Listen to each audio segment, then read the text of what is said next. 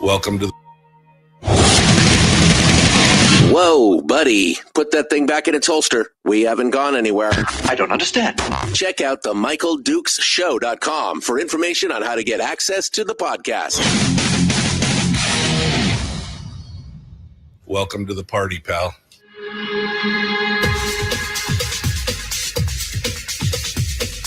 The Michael Dukes Show. The greed and the entitlement is astounding to me. What more could you want from a low-budget radio program? This is a dumpster fire. That was just BS. It is time to get a new perspective. We know just what you need, and we've got just the cure. Open wide and prepare for a steaming hot cup of freedom. I just don't fathom it. The Michael Dukes Show, streaming live across the world. Live around the world on the internet at michaeldukeshow.com and across the state of Alaska. And this is your favorite radio station and or FM translator. Hello, my friends, and good morning to you. This beautiful Thursday. I've been up half the night. I had a problem. I had an issue this morning. Boy, howdy. We got back on the air here about a half hour ago. We had some problems and and here we are. So if I abruptly go off the air, I apologize. I think I got it all fixed. We'll see. I am not a Geek Squad guy, but maybe I play one on TV. So if something goes off, I apologize. I know the stations down on the peninsula have been off for a few hours this morning. We finally got everything back up.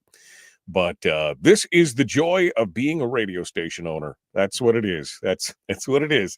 I paid for this privilege. That's how it works. So anyway, I appreciate you guys coming on board. If I sound a little punchy or if something goes wrong, it's not my fault, man. It's not my fault. All right. I just want to, that's my highlight for today to begin with. All right. We are ready to jump into this and get things ready to roll. Today is a busy day. We didn't know who I was going to have on yesterday at the end of the show, and then bam, we filled it right up. Today, we're joined in hour one by FNSB Assemblywoman, Fairbanks North Star Borough Assemblywoman Barbara Haney. We're going to talk with her about status of things going on in the borough, the special meeting tomorrow night, and more. And then we'll get that full and all taken care of in hour one. And then in hour two, we're going to be joined by Bernadette Wilson. And she's coming in as the latest candidate for governor. So she's going to be joining us in hour two this morning. And we're going to get the full rundown of everything that's going on. So it's going to be a full and exciting time this morning. But without further ado, because Barbara is waiting in the wings, let's jump over there and talk to her, get things ready to rock and roll. Barbara Haney, our guest this morning on the big radio show, and she joins us right now. Good morning, Barbara. How are you? I'm fine. How are you? You know, it's okay. It's a rude awakening when everything breaks all of a sudden and you're like, that's not what's supposed to happen. So I understand that whole notion of I paid for this privilege because that's kind of what being on assembly is about. Yeah, no, been there, done that. I've got that T-shirt. I'll tell you right now, been there, done that. Yes, you do. Yeah. And unlike a lot of people, I largely funded my own campaign last time. I had some donations, but the corpus of the money to elect me came from me. And I think the same with Mr. Roderman. We both ran at the same time last year. We're both running for re-election. So it kind of gives you a different perspective when you put up your own money, as opposed to getting hundreds and hundreds of dollars, thousands of dollars from outside groups. Yeah. So no, that is kind of a whole different thing. That's for sure. Barbara, do you have any disclaimers you'd like to lay out there before we get started? Oh, yes, of course. I am here as a candidate, and I do not represent the assembly. It's just me. But I am running for re-election. So, and I appreciate the support. Obviously, you can't continue to run every campaign on your own dime unless you're a multimillionaire, and that's the last thing I am. So even small contributions are helpful. All right. And time is expensive, Yeah, as you well know. time is money. I feel Yeah. that for sure. For every 30-second slot is money. That's how it works around Yep, here. certainly is. All right. Well, Barbara, there's a lot we can cover today. I guess we should talk about the elephant in the room first things first. And for folks who aren't really paying attention or haven't heard or don't understand exactly what's going on with the back and forth and the ethics violations that have been going on in the assembly and everything else, Suzanne Downing over at Must Read Alaska has got a great story that kind of timelines it and lays it out. She put it out yesterday. The title is "Will There Be Any Penalties for Savannah Fletcher?" And it's a great article because it basically lines everything out. So, Barbara, do you want to walk us through, because this will be the first slot because of the meeting tomorrow night. There's going to be a second half. This is the penalty phase of this issue with Savannah Fletcher, who is found guilty of ethics violations by the ethics board, and now the assembly is supposed to lay down some penalties, and that meeting is going on tomorrow night at 6 p.m. at the assembly chambers. And so this is kind of timely. So can you walk us through this real quick in the first segment before we get to the rest of the business of the borough? Sure. I have to be a little careful here, though, because I am a person who is on the panel making decisions, I guess. But if anybody watches the video of the last meeting, it was a declaration of conflicts. Pretty much, we had public testimony, and then we went into the declaration of conflicts. It was kind of interesting in my case because Ms. Fletcher attempted to argue my case as why I should be recused. But my case is already briefed out. All the briefs are there. We're just waiting for oral arguments and the decision. And there's amicus briefs filed as well. So I'm not really sure why my case comes into her matter. That wasn't really an argument. In fact, I might be the most sympathetic ear she has on that dais because I've been through it. But it was very interesting to listen to the others who were there. They had all kind of reasons for declaring a conflict that really weren't grounded in. When you go back and you look at the code on what constitutes a conflict, they really weren't true conflicts. Like I think Miss O'Neill said she had a tremendous affection for Savannah Fletcher, and that might be true. I don't know. But that's not really a conflict.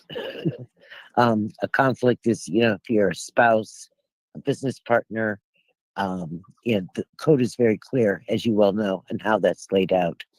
And having a great affection for somebody really isn't a true conflict. The most interesting conflict, I thought, was Mr. Guttenberg.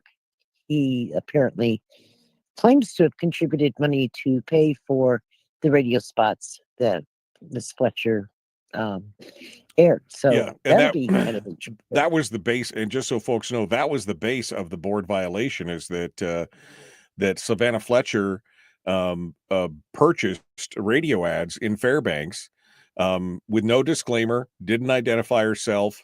These weren't authorized ads, but they came out and they were designed to sound like when she was just an assembly member.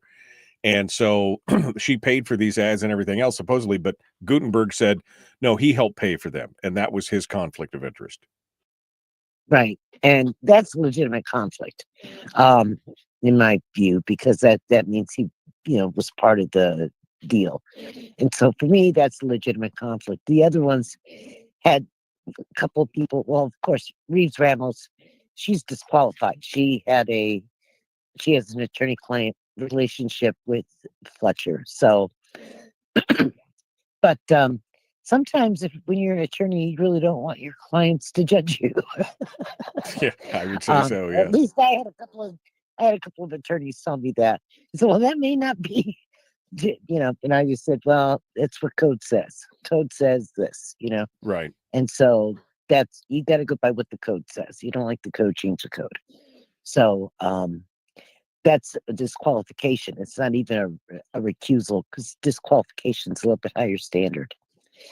Anyway, they had some very interesting things. They it looks like they nullified the order of succession of the gavel, because when it first began, Miss O'Neill, instead of going through, handing the gavel, well, I have to declare conflict, then you hand the gavel, I have to declare conflict, you go down that whole thing, right? Mindy O'Neill just got up and walked it over to Brett Roderman, which I guess from a time, but that's not the proper procedure. Right. And so which in my mind leads to some questions. I mean, did she just skip procedure, or did she already know how it was going to play out? I mean, to me, I look at it and go, did you guys talk about this ahead of time? I mean, you skipped right over Scott Crass. You didn't, what Kristen Kelly wasn't there. But did you talk about it, or did she just, why did she just walk it straight over to Brett? I don't know. Well, it seems to me pretty clear that there was a strategy to deny a quorum.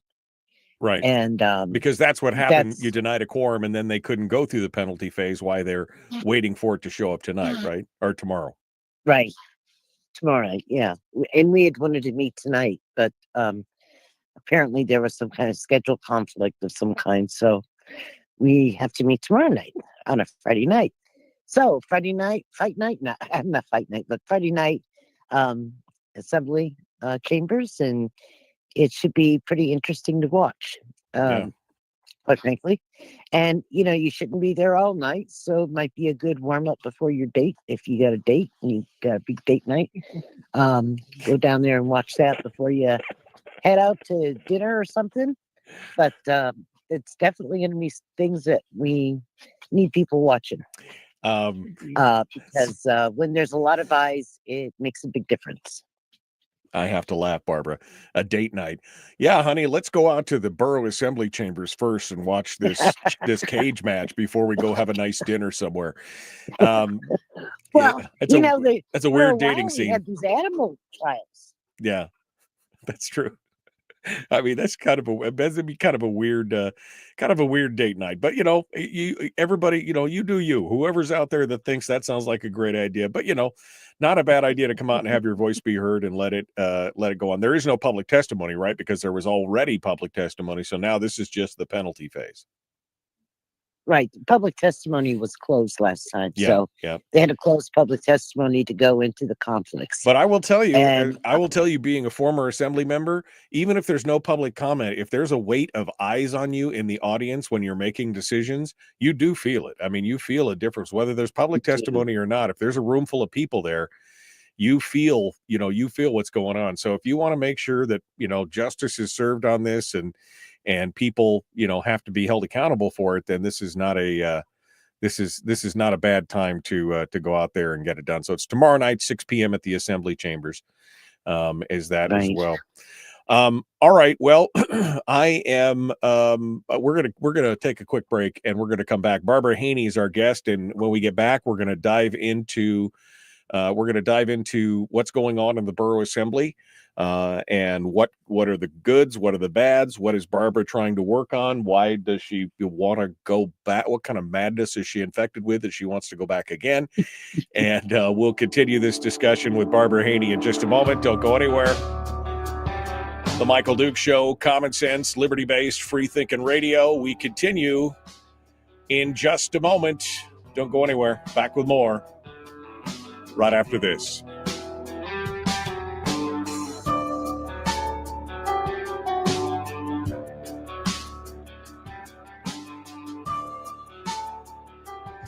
If you missed the show, you can listen to it on your time with Dukes On Demand. Oh, and it's free. Like America used to be. Streaming live every weekday morning on Facebook Live and MichaelDukesShow.com. Hey, look at that. Everything went to break like it was supposed to. Oh, man. Yeah, that's awesome. That's a load off my mind. Definitely not a fun time to wake up in the middle. Why is there no noise here? Why is this off? Why is it carrier signals on everything? Anyway, it's been an interesting morning. Yeah, I'm sure. Yeah. Let's see. Chris just said, something tells me you won't be needing birth control if that's the kind of date you're on. Yeah, no, that's for sure right there.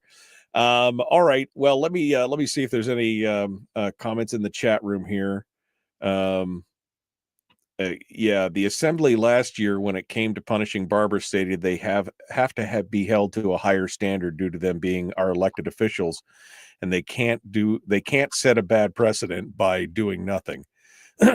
So that'll be interesting if that's their actual standard. Then yeah, they'll have to do something here.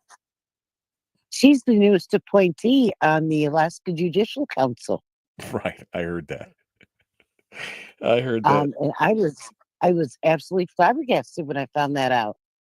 Yeah. There are many wonderful attorneys in the state they could have appointed there, and that's who you picked. Okay. Yeah, it's that's a whole different show. The whole Judicial Council appointment process and everything. That's a whole different show right there for sure. And what's your are you running? You are not running unopposed this go around, Barbara. What is there? I haven't been. I'll be honest with you. I haven't been paying that close of attention to all the candidates who are in the race for this October. Are you and Brett running unopposed, or what's going on? Well, we have not had anyone declare yet. How's that? Okay. So, yeah. And the filing is in July. You know, when I ran, I wasn't going to really run. A friend of mine was going to run. He goes, "Go down and put your name in. We'll swap out at the last minute." I said, "Okay." So I did. And then his flight got delayed, and he kind of looked at me and smiled and laughed and said, "Guess what? You're running."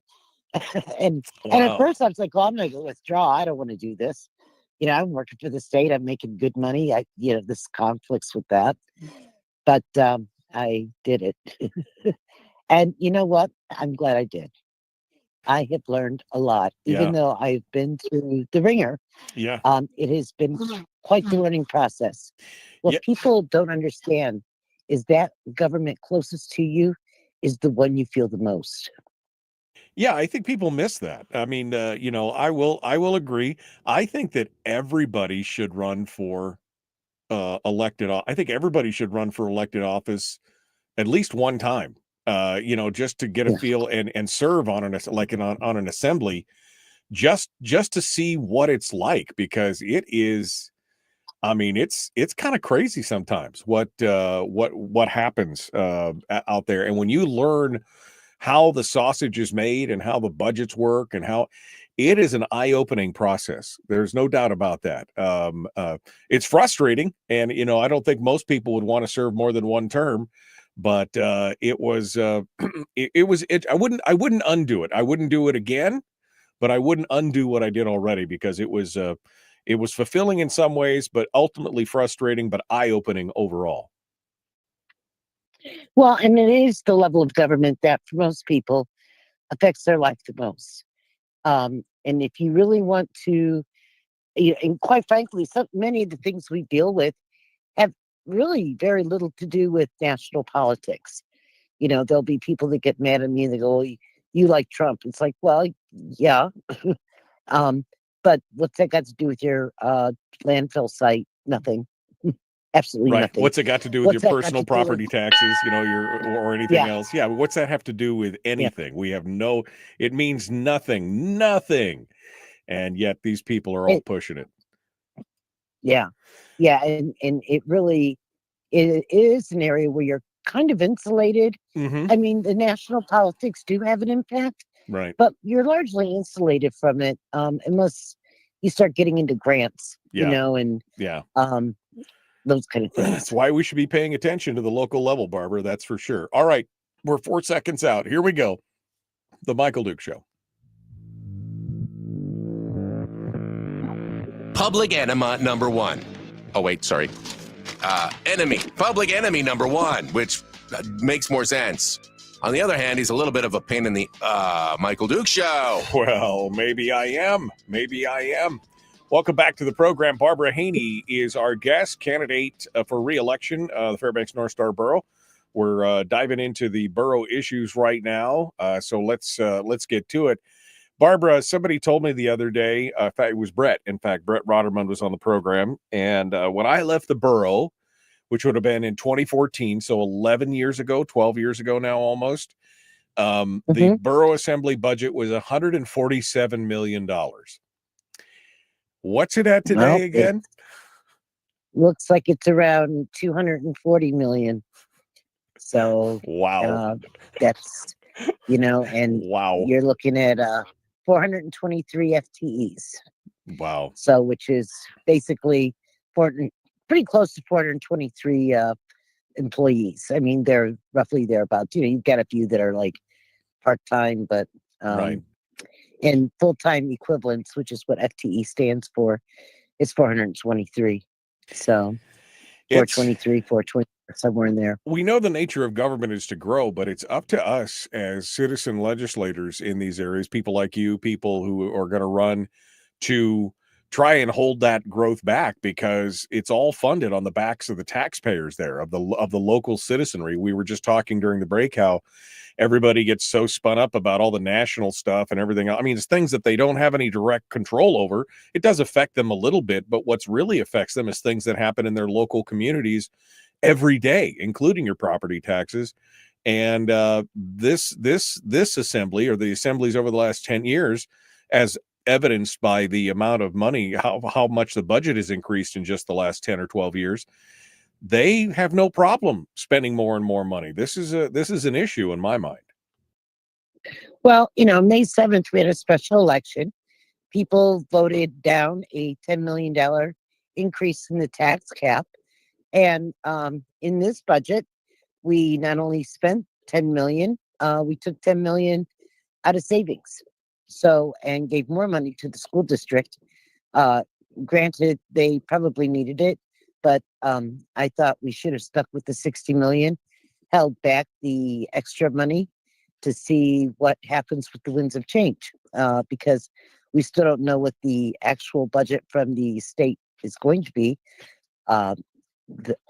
Ms. Burnett, who is the school board president, in her wisdom and in the wisdom of the rest of the board, they did their budget around 60 million and with a 680 BSA.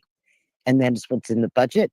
Anything over that is what I call hoorah money. Oh, good, you got more money. So, but we went ahead and added more to that. I was a little reticent to do that. It's not that I'm anti-education. I just want to make sure that we have all of our bases covered. There's a lot of deferred maintenance in our school district, a huge amount. And one of the things that Mr. Roderman and I did was change that CIP, the capital improvement process, to take in some of those school district projects. But if you're spending all your money ahead of time, then you can't actually do those projects. So, but we were at least trying to give the school district a bigger voice in that area. Well, and of course, that's the biggest line item, right, in the borough budget is the school district. I mean, it is. That's the largest component of the borough budget, and it continues to grow.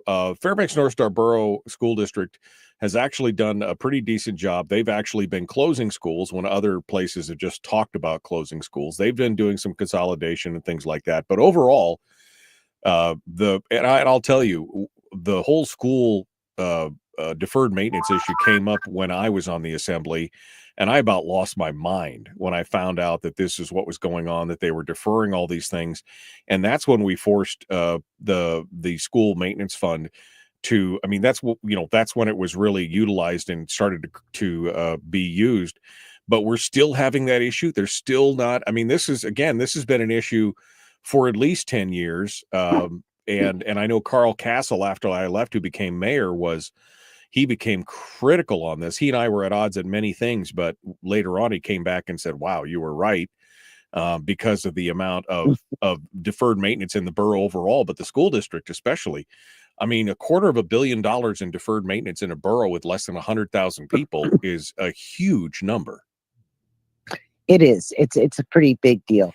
And, it's always nicer to open a new building and have a ribbon cutting ceremony. It's not as sexy and glitzy to have a ribbon cutting on a repair of a roof or the repair of a boiler. But those are the kind of essential things that we have to take care of.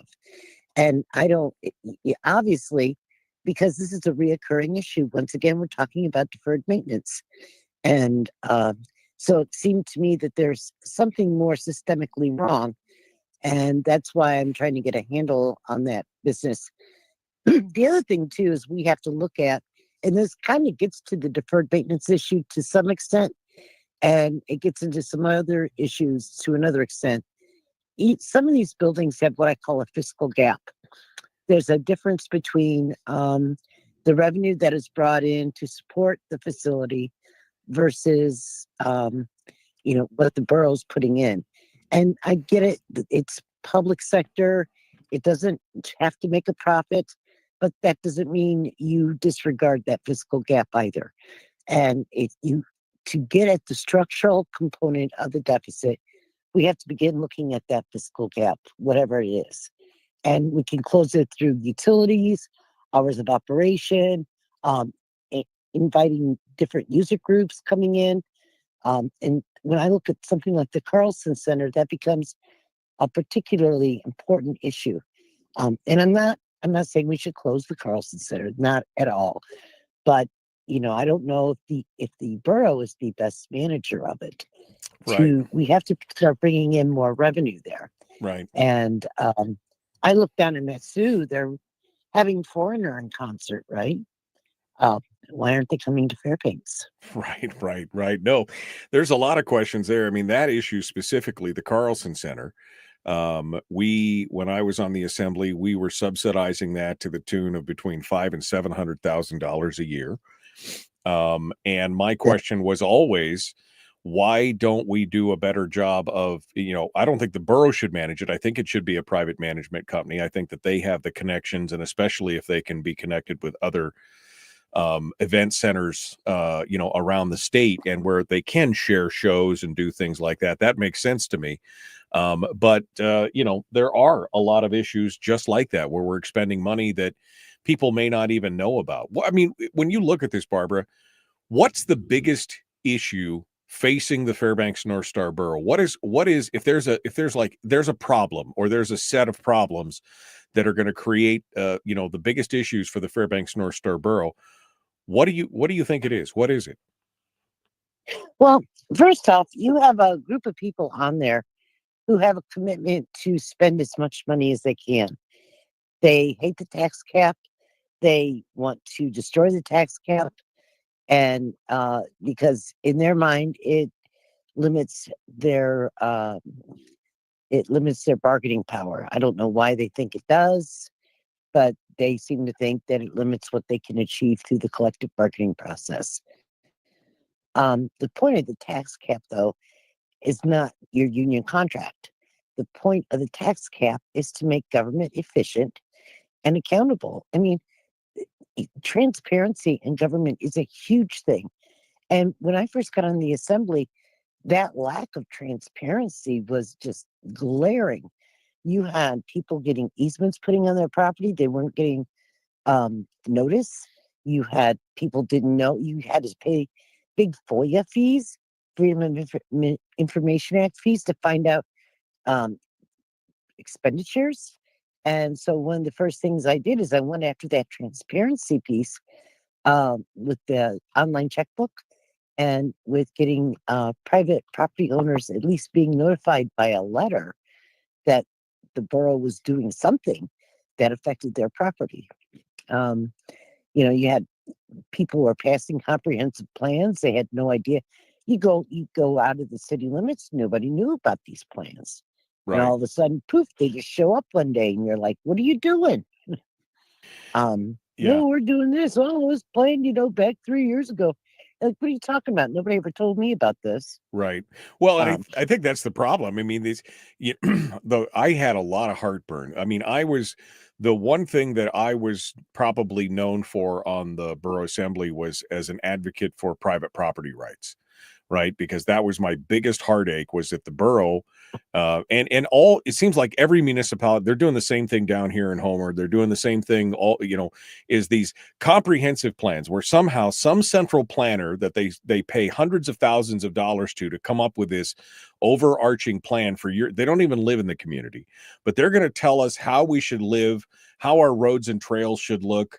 I remember when I was on the assembly that they had a thing in downtown where they were going to eliminate all the parking lots. And they were just, because they wanted it to be a walking corridor downtown and all this stuff. And all I could think of is, I asked the question, if you're a mother in the middle of January and it's 45 below and you want to go to a local store, but there's no parking there because you've eliminated all the parking lots and you got your kids, are you going to hoof your kids from this centralized parking lot up by JCPenney's and make them walk 4 blocks at 40 below?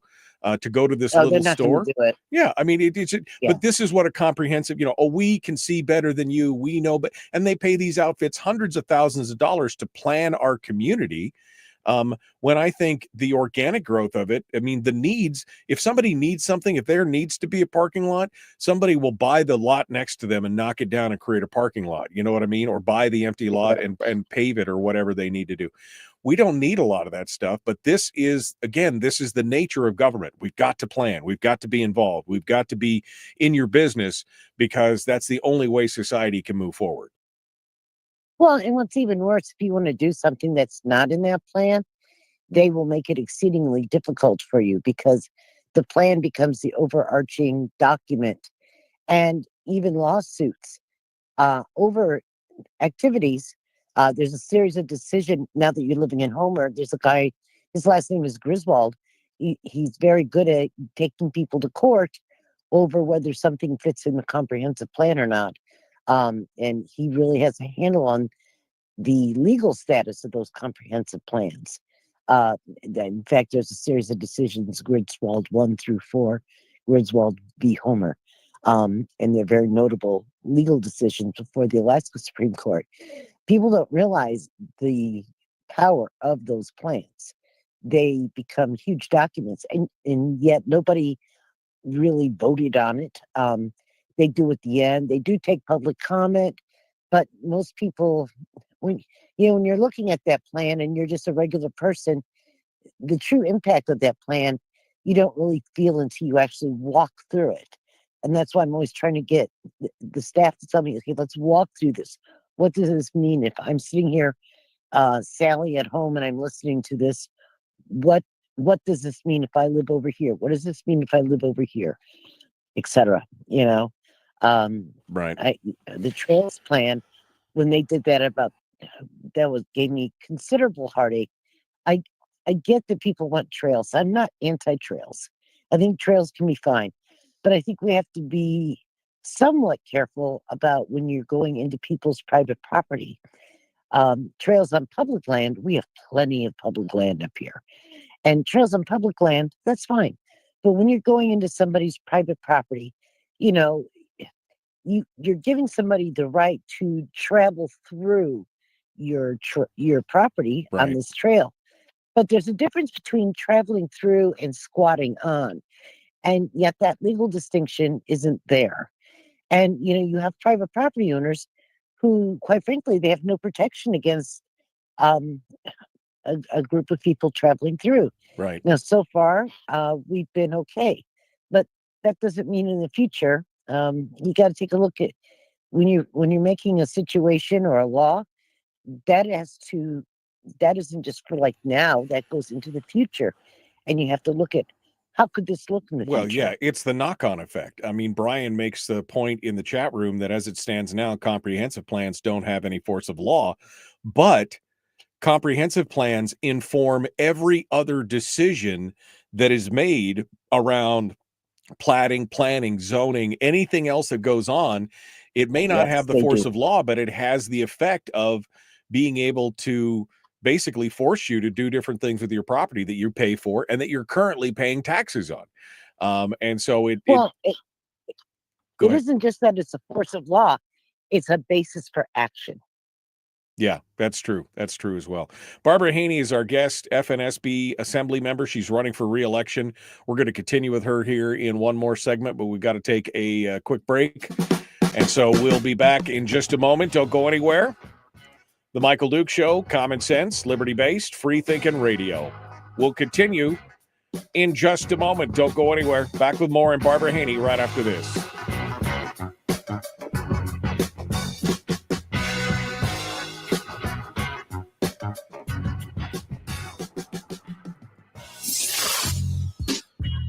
What is that? Common sense. Regularly heard on American radio. Michael Duke Show. Radio. Okay, Barbara Haney is our guest. Yeah, I mean, the comprehensive plan, we could do a whole show just on these ideas of comprehensive plans around the state. Because, I mean, Brian's right. It doesn't have a force of law, but they reference back to the comprehensive plan for anything that's going on in the borough in a planning way. You know, like I said, zoning streets, any kind of exceptions or exemptions that you're looking for, right of ways, everything falls back. Does this serve the comprehensive plan? I don't care if it serves the comprehensive plan. I pay my taxes. I paid for my property. You know, I don't care if it's mine. And that's always been part of my heart. Yeah. Not just that, but who's serving who? Does this serve the comprehensive plan? I don't know. The point of the plan is to serve me, not me serve the plan. You know, the role gets reversed a little bit, I think, sometimes. And while it isn't law, those comprehensive plans do become the basis of laws. And so it's, you know, it's kind of almost like the development Bible, if you will. So yeah, they're important. And I got to admit, when I first came into this position, I had a planning background, but I didn't realize from a legal perspective, the weight of those plans and what they had for future government action. Yeah. No, and again, hundreds of thousands of dollars, millions of dollars paid to firms and organizations to put these comprehensive plans together with some input from the community. But at the same time, how is somebody in Minnesota going to tell me how to live here in Alaska? Oh, well, you know, and not only that, you know, any planning organization worth 2 cents is going to have people who can write in on any given issue. Okay, if you are you're doing a playground plan and you want a particular type of thing you want to do, you already have amongst you a handful of people that can write in on something. And, you know, it's amazing what, you know, a handful of people can do. You know, they had 30 some odd people that showed up and wanted pickleball courts, and now we got pickleball courts. You know, it doesn't take that many people. Yeah. No, it doesn't. I remember that debate during the whole not the AstroTurf, the football field, right? When they were begging for these multi-million-dollar football fields across the state from the state monies. It was just like, we play football 3 months a year here, folks. I mean, do we really need to spend $7 million on football? Anyway, it gets a little crazy out there as well. What's been your biggest frustration serving on the assembly, Barbara? When you look at this, what's your biggest frustration? Well, I think my biggest frustration is that there's what I call a little cadre that really does not listen. They just have an agenda in their head.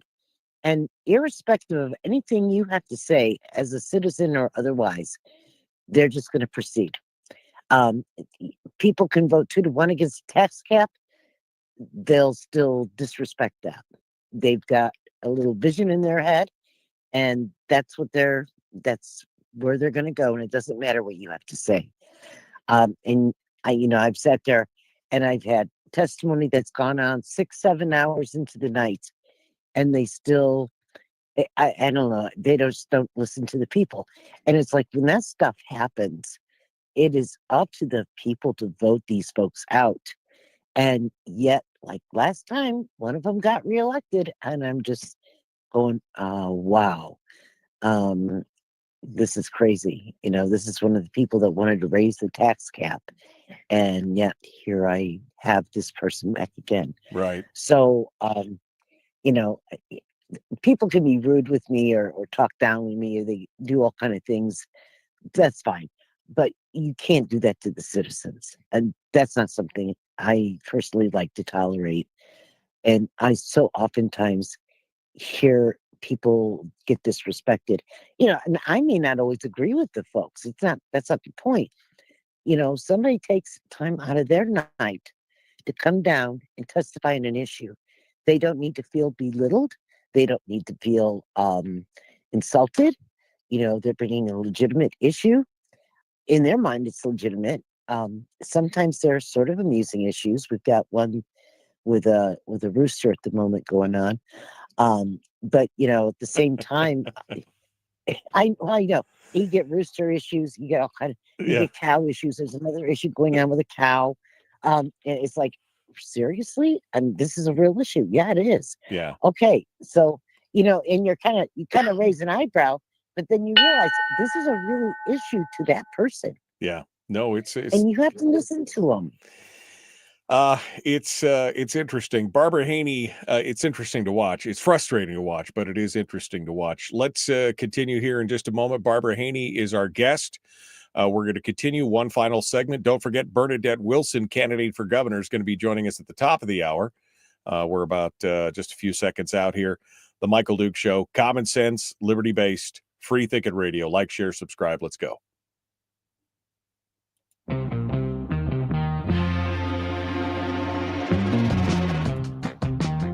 The Michael Duke Show. Seriously humorous with a pinch of intellect. Sorry. That is humorous. Here's Michael Dukes. Oh, baby, we're back. We're ready to go. Barbara Haney is our guest. Fairbanks North Star Borough Assembly member running for re-election. And we're coming down to the wire here. This is the final 10 minutes or so. So, Barbara, we just talked a little bit about some of the big issues. What is your attack plan here? Do you have a goal as you just finishing up your first term? What's your goal going into term two? What are the things that you're going to be focused on as an assembly member to get things rolling here? Well, first we've got to start reducing the fiscal gap on some of our facilities, and I'm open to all kind of strategies. Whether you got to look at the utility bills, the staff size, or how are you generating revenue to support that activity, that endeavor.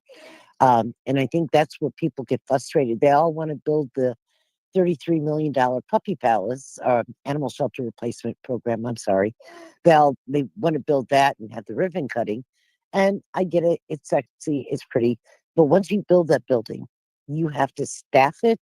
You have to pay the utilities and you have to maintain it.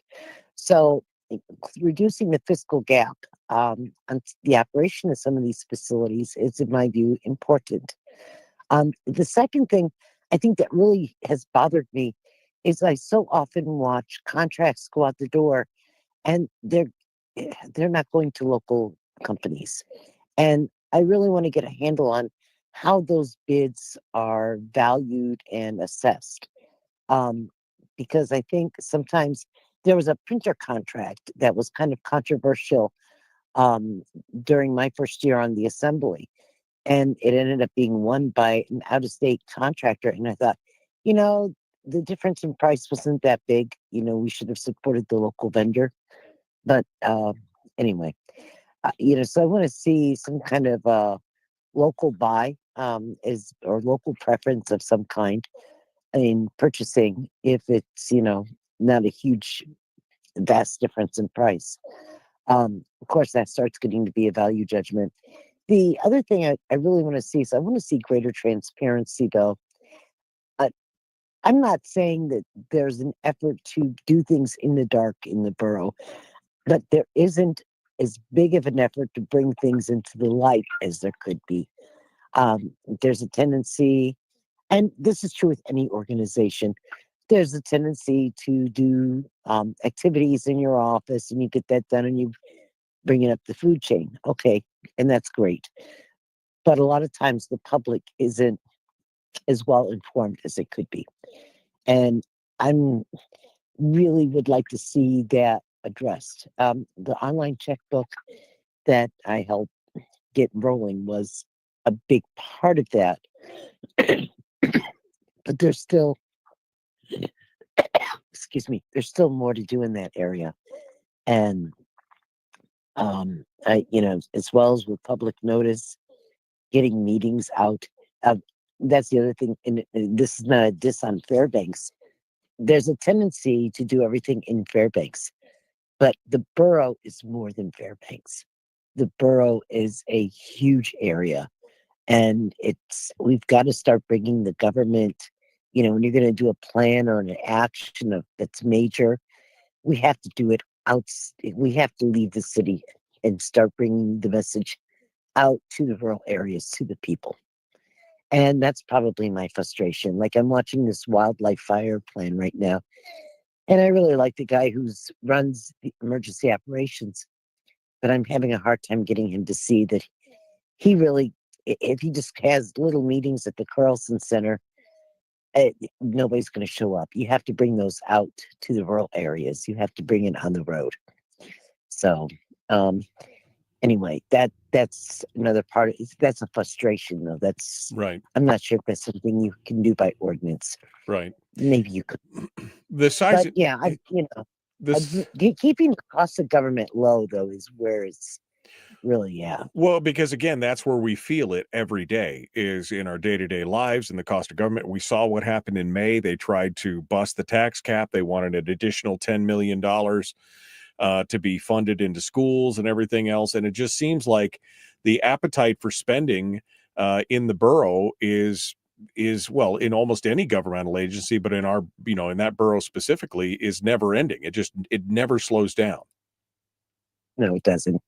But on the flip side, we do have some real problems. We have, back in the old days, we had these junkyards, but the junkyard issue is not really anything like what I call the illegal landfill issue that has been cropping up. And that becomes very disruptive to neighborhoods. And that's where you really get to test your commitment to private property rights, because you have people who own land or squat.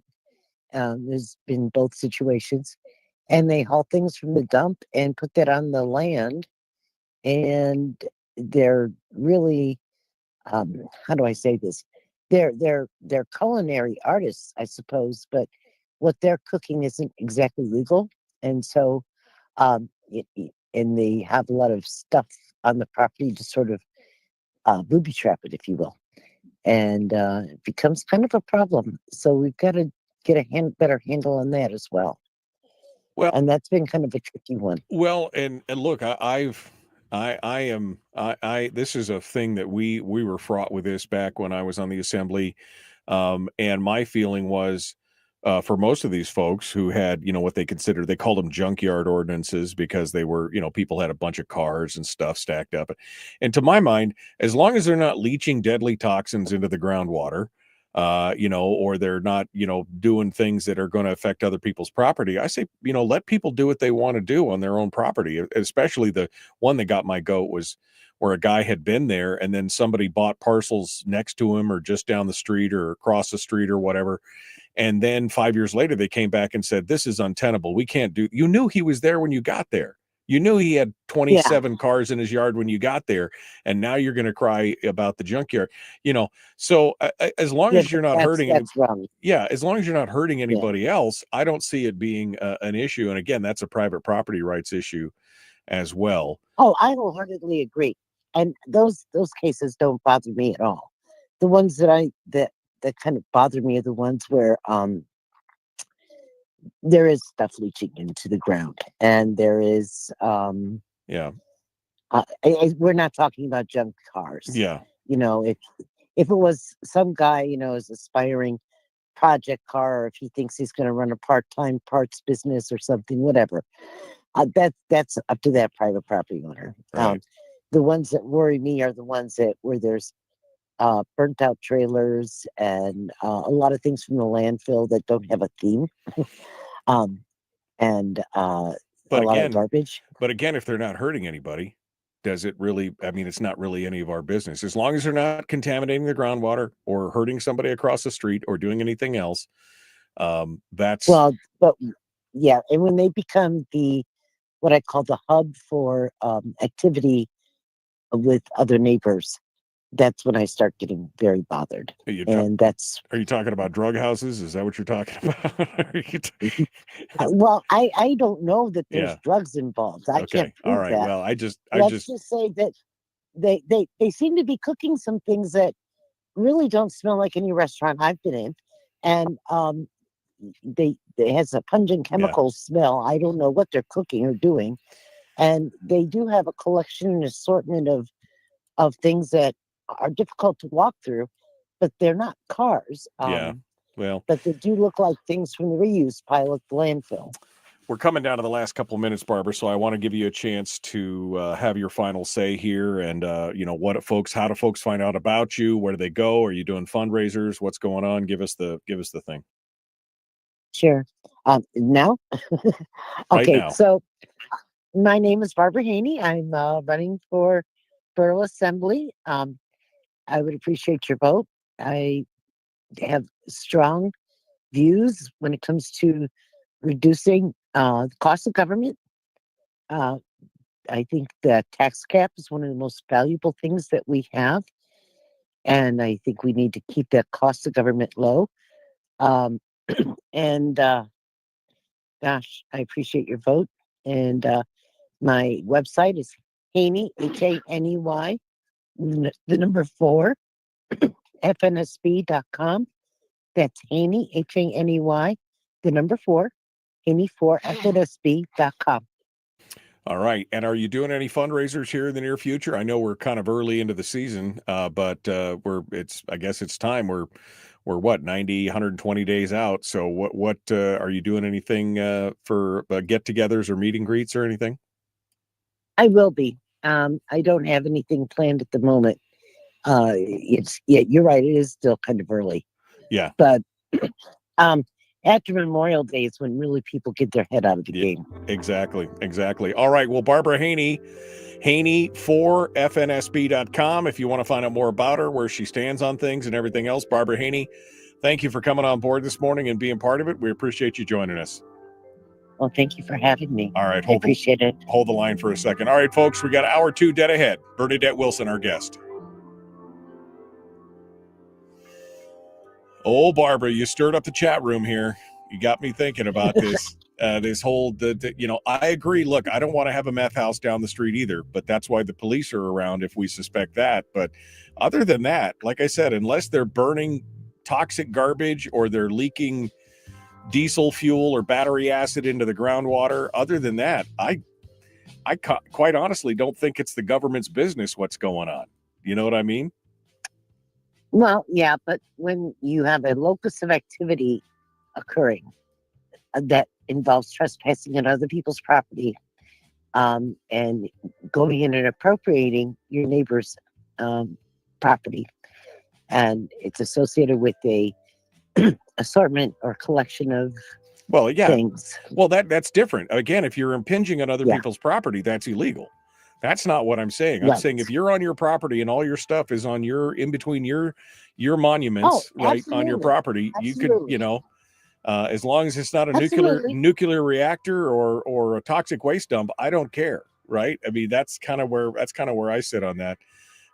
If you want to live in a gypsy's junkyard, then so be it. That's how it is. Oh, wait a minute.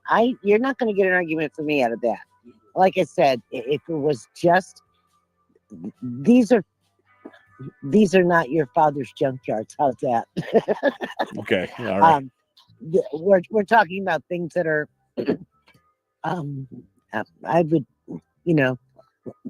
I guess noxious fumes and it's not your standard junkyard. Yeah, that's when you step outside in North Pole and you take a deep breath and I love the smell of meth in the morning is what you're saying. Okay, I got it. Okay, yeah. Yeah, and you're talking about, they're using that as they're using that property as a locus for doing other activities that are perhaps not very friendly to the rest of the neighborhood. Right. All right. Well, Barbara Haney, thank you so much for coming on board this morning. We appreciate it. Look forward to talking to you again in the future. Yeah, thank you. And gosh, I hope I didn't stir up a hornet's nest too broadly. I'm not going to be a fascist and come in and tell you how to run your property. Trust me, that is not my agenda. Okay. All right. Well, good. I'm looking at what I call the places that need an extreme EPA. Right. Exactly. Exactly.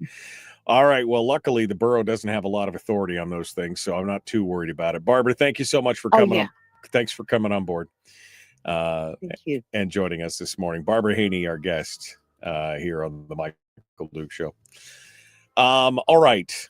Hour 2 is about to kick off, and we're going to be talking with Bernadette Wilson here in just a moment. She's going to be joining us and going on. Yeah, I mean, this is the thing, and I don't know if it's let's see. Anthony said, I'd settle on an in-between and say, if you're going to start a car graveyard on your property, it'd at least be a courtesy if you were to line them up in rows and stacks and at least bring some order to it. Some of y'all got front yards that look like downtown Mogadishu after a gunfight.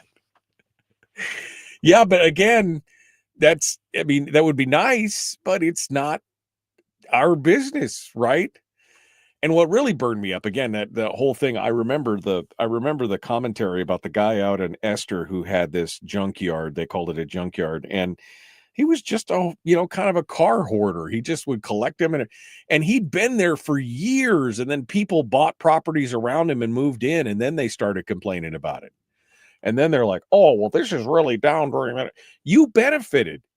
If there was a property value devaluation, you benefited because you bought the property after he was there already doing it. And now you're complaining about it and want to force him to change how he lives.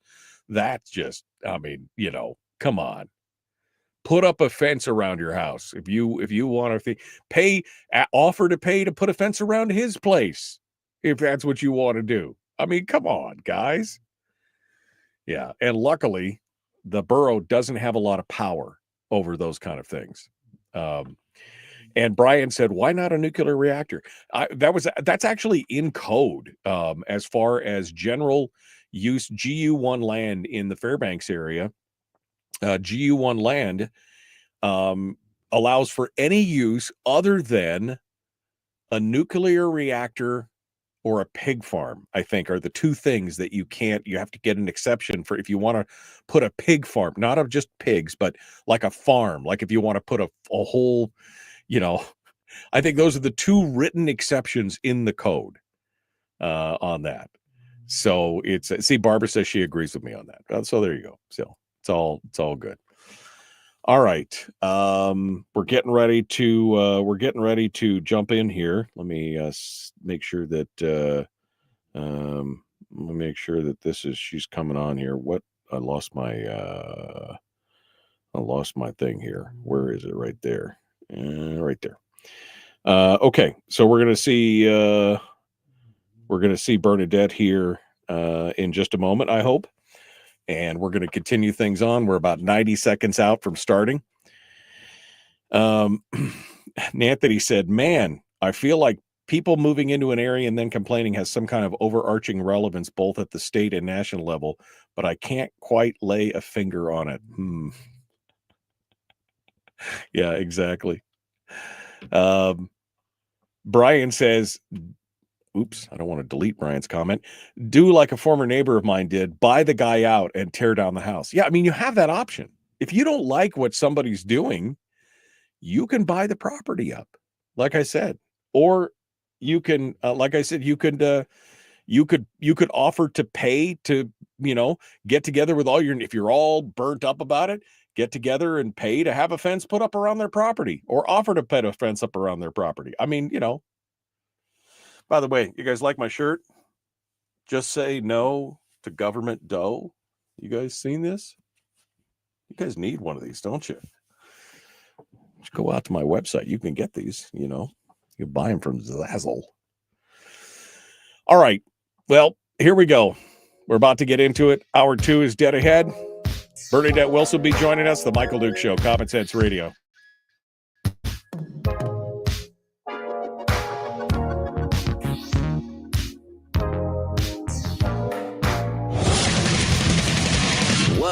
Buddy, put that thing back in its holster. We haven't gone anywhere. I don't understand. Check out the MichaelDukesShow.com for information on how to get access to the podcast. Welcome to the party, pal.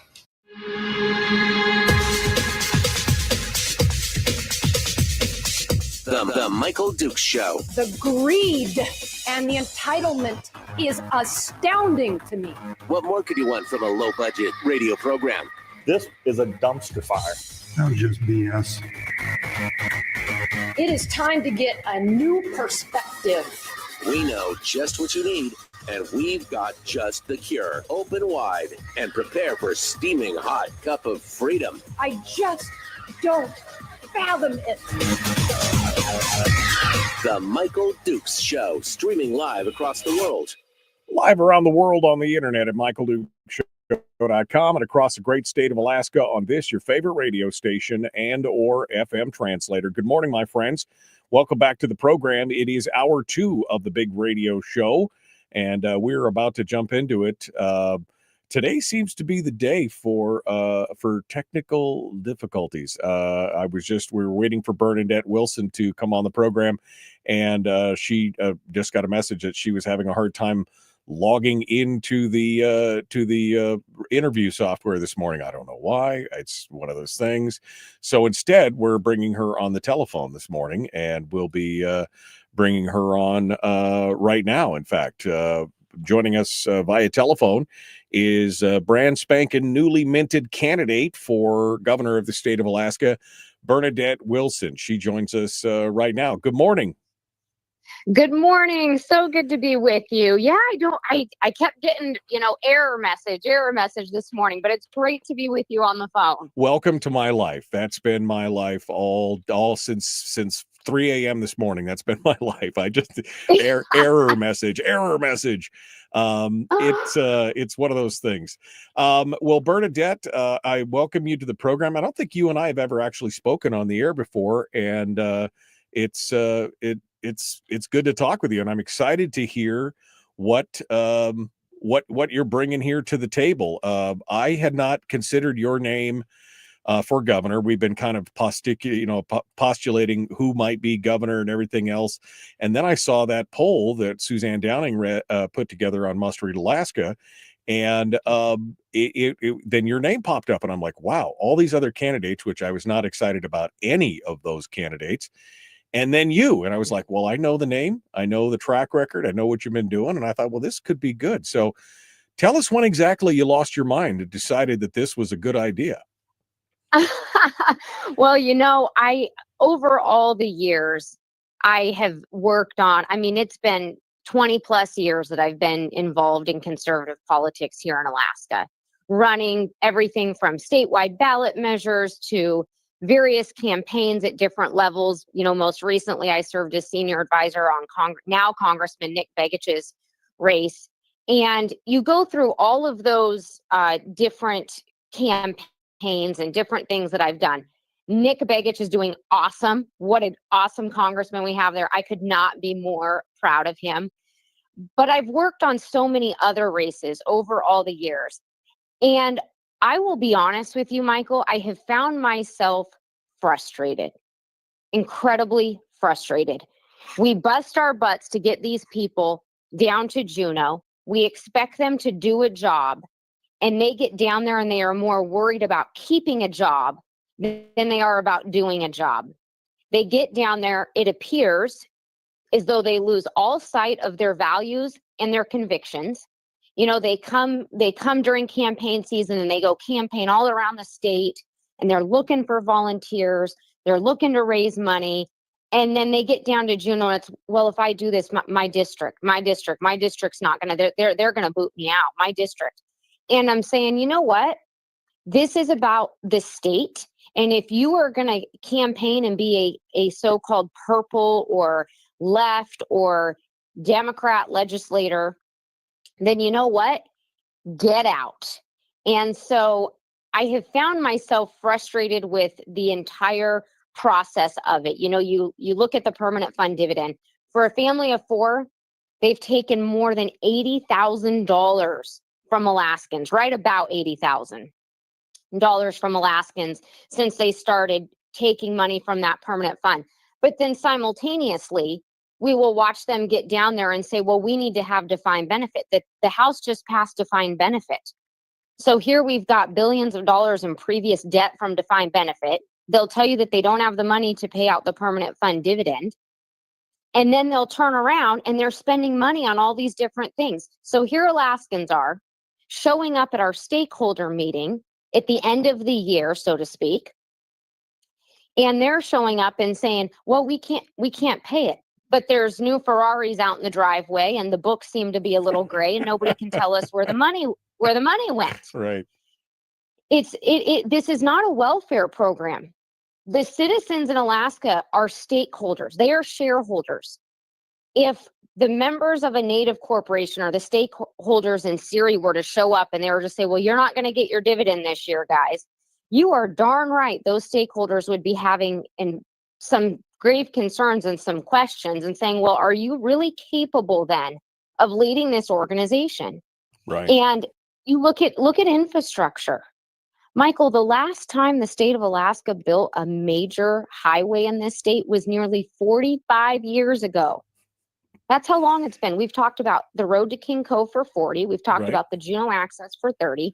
And I'm tired of hearing talking about it. We just need to go that was build. That was one of the promises at statehood, right? That was why they had to take us under their wing, and this is why they had to subsume all the private mineral rights in the state, because we just couldn't do it on our own, and we needed to make sure we had it. And so they promised infrastructure in this state, and yet it seems like over the last 40 years, any single piece of all we've done is repave the roads we got.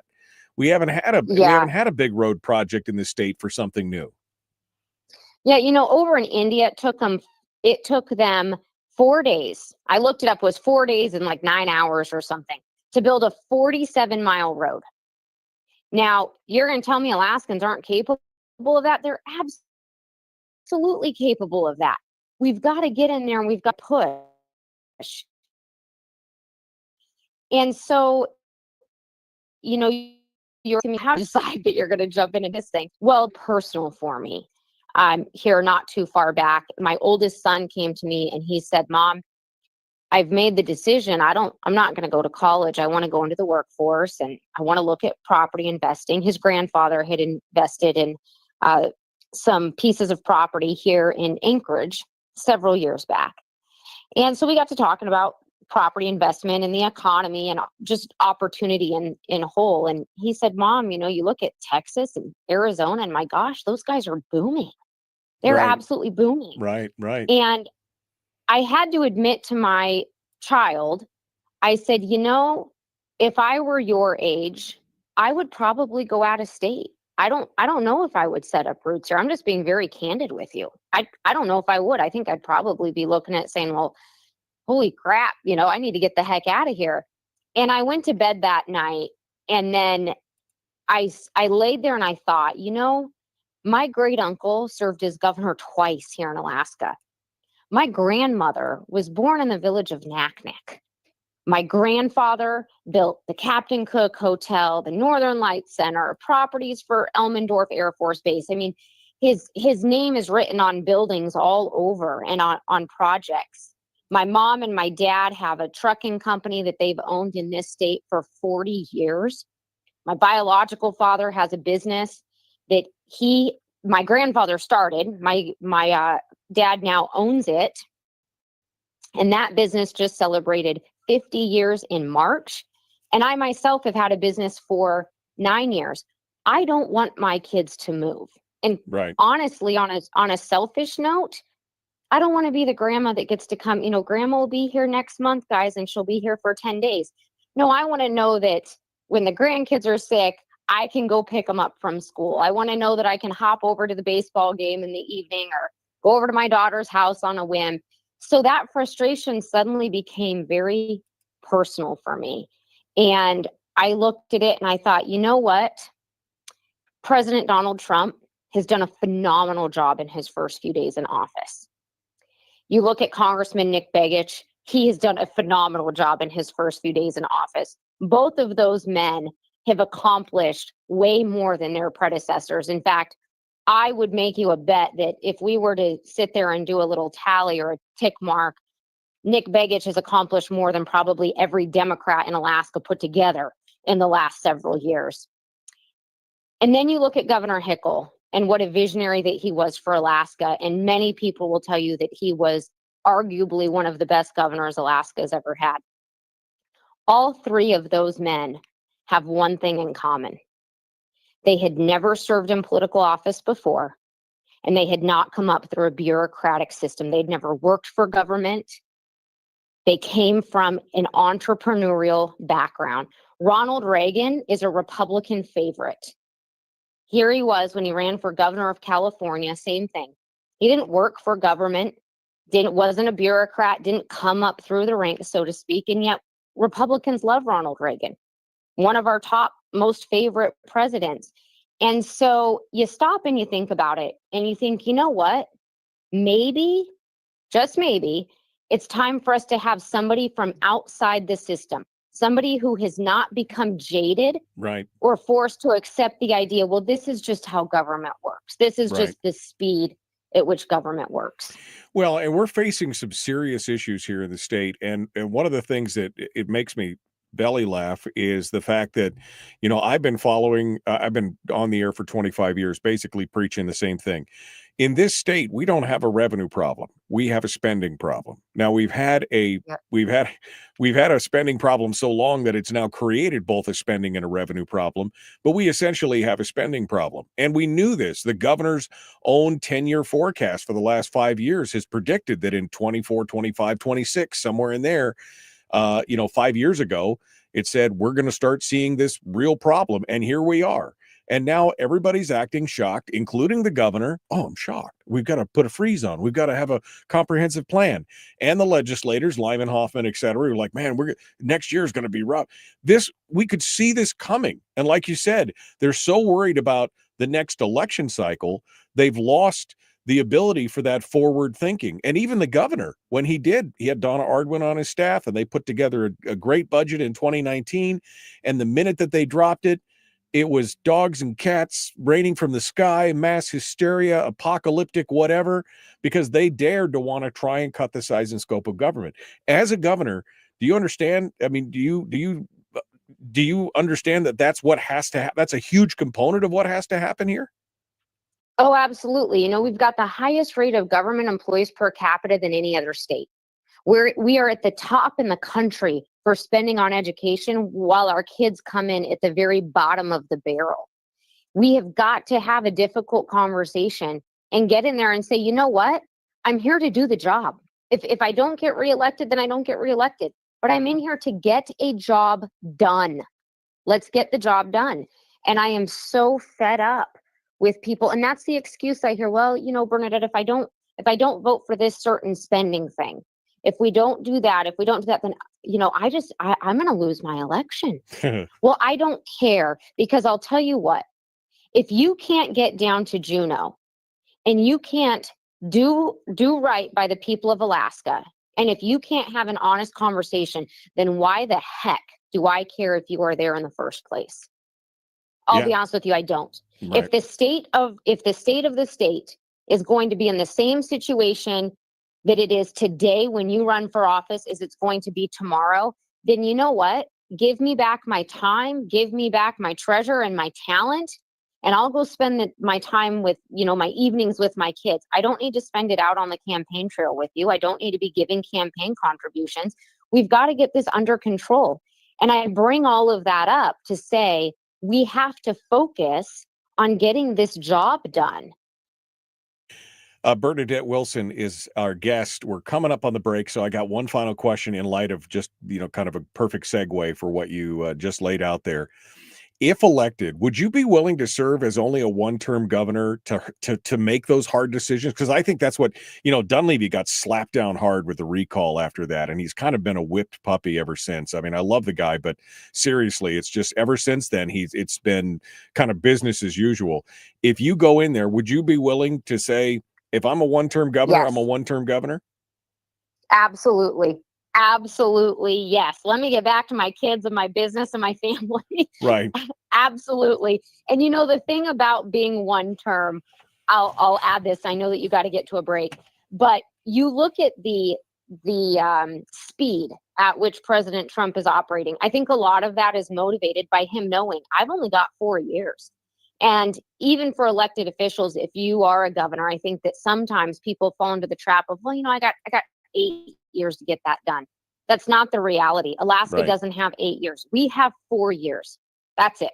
That's all that this next governor is going to have. Right. That's it. Well, and next year we have $1 billion+, maybe up to $1.6 billion deficit. We don't have time to wait around for another 4 years with that kind of problem, for sure. Bernadette Wilson is our guest.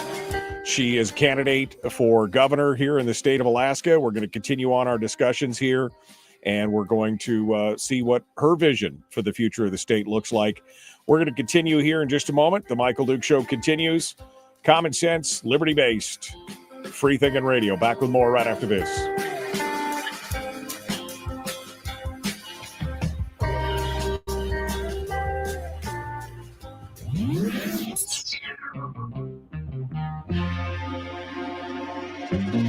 Listened to by more staffers in Juneau than any other show because their bosses told them to.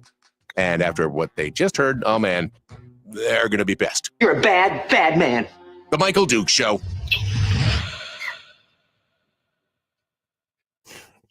We're in the break right now. I just heard Bernadette laughing. I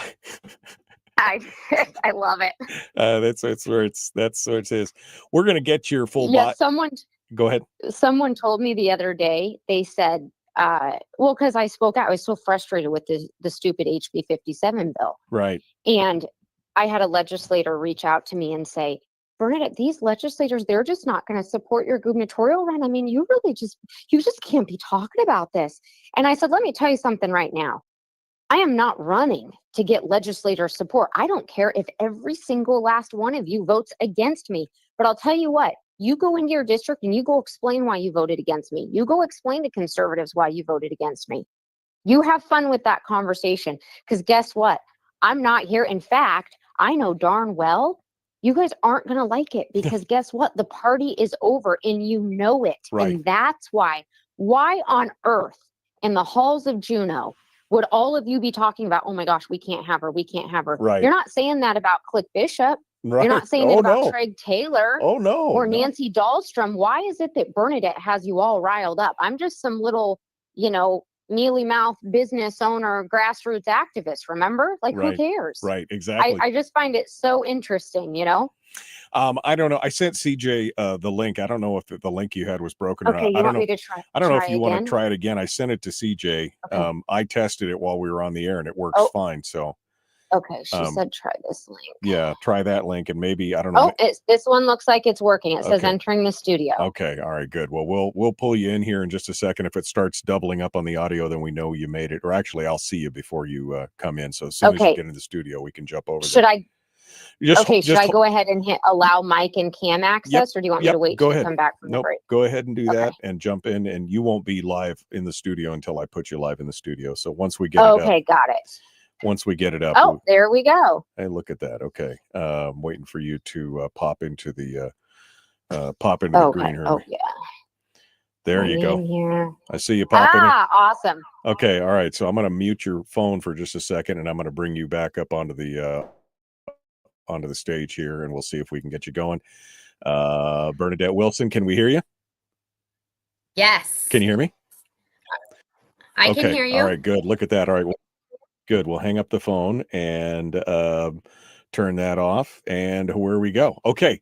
Well, good. Well, I appreciate you doing that for me. It's always better when folks can see and hear and do all that kind of stuff. This cycle, I'll be honest, Bernadette, I was not excited about this cycle at all when I started seeing all the names that were being thrown around on the Republican side, right? Especially after the disappointment that I've had from the governor. I love Mike. I think he's a great guy. The problem is that ever since 2019, it just really kind of, it's kind of rolled over and wet on himself. And, I won't do that again. They smacked me on the nose of the newspaper, and, and you're right. You've got to have the fortitude to basically say, I don't care if you reelect me. I don't care if you like me. I don't care if you try and recall me. I'm going to do the thing that I think is important to save the state. And that's the kind of fortitude that we need, because somebody's got to be the adult in the room, right? Somebody's got to be the adult in the room. Well, and the ironic thing is that Trump won Alaska by 13 points. Right. So the ironic thing about it is the electorate is attracted to strong leadership. They want strong leadership. They know that. And so it's so frustrating. I had a reporter ask me the other day, are you going to continue on with the projects that Dunleavy's done? And I said, what projects are you referring to? I mean, he's got conversations going on a gas line, and that's awesome. But I don't know what projects we're referring to. Is there a massive road project underway that I didn't, The carbon sequestration project? I mean, what do you do? Again, what's going on? And we should do that. All right. We're going to continue. You heard the ding. That means we're about to return to the radio. Bernadette Wilson is our guest. Now she's live and in color, so we're all good here. And we're going to continue on the Michael Duke Show. Please like and share, like and follow the show page. If you haven't liked it and shared it, why? Don't you like me, man? Don't you like me? Let's do it. Here we go.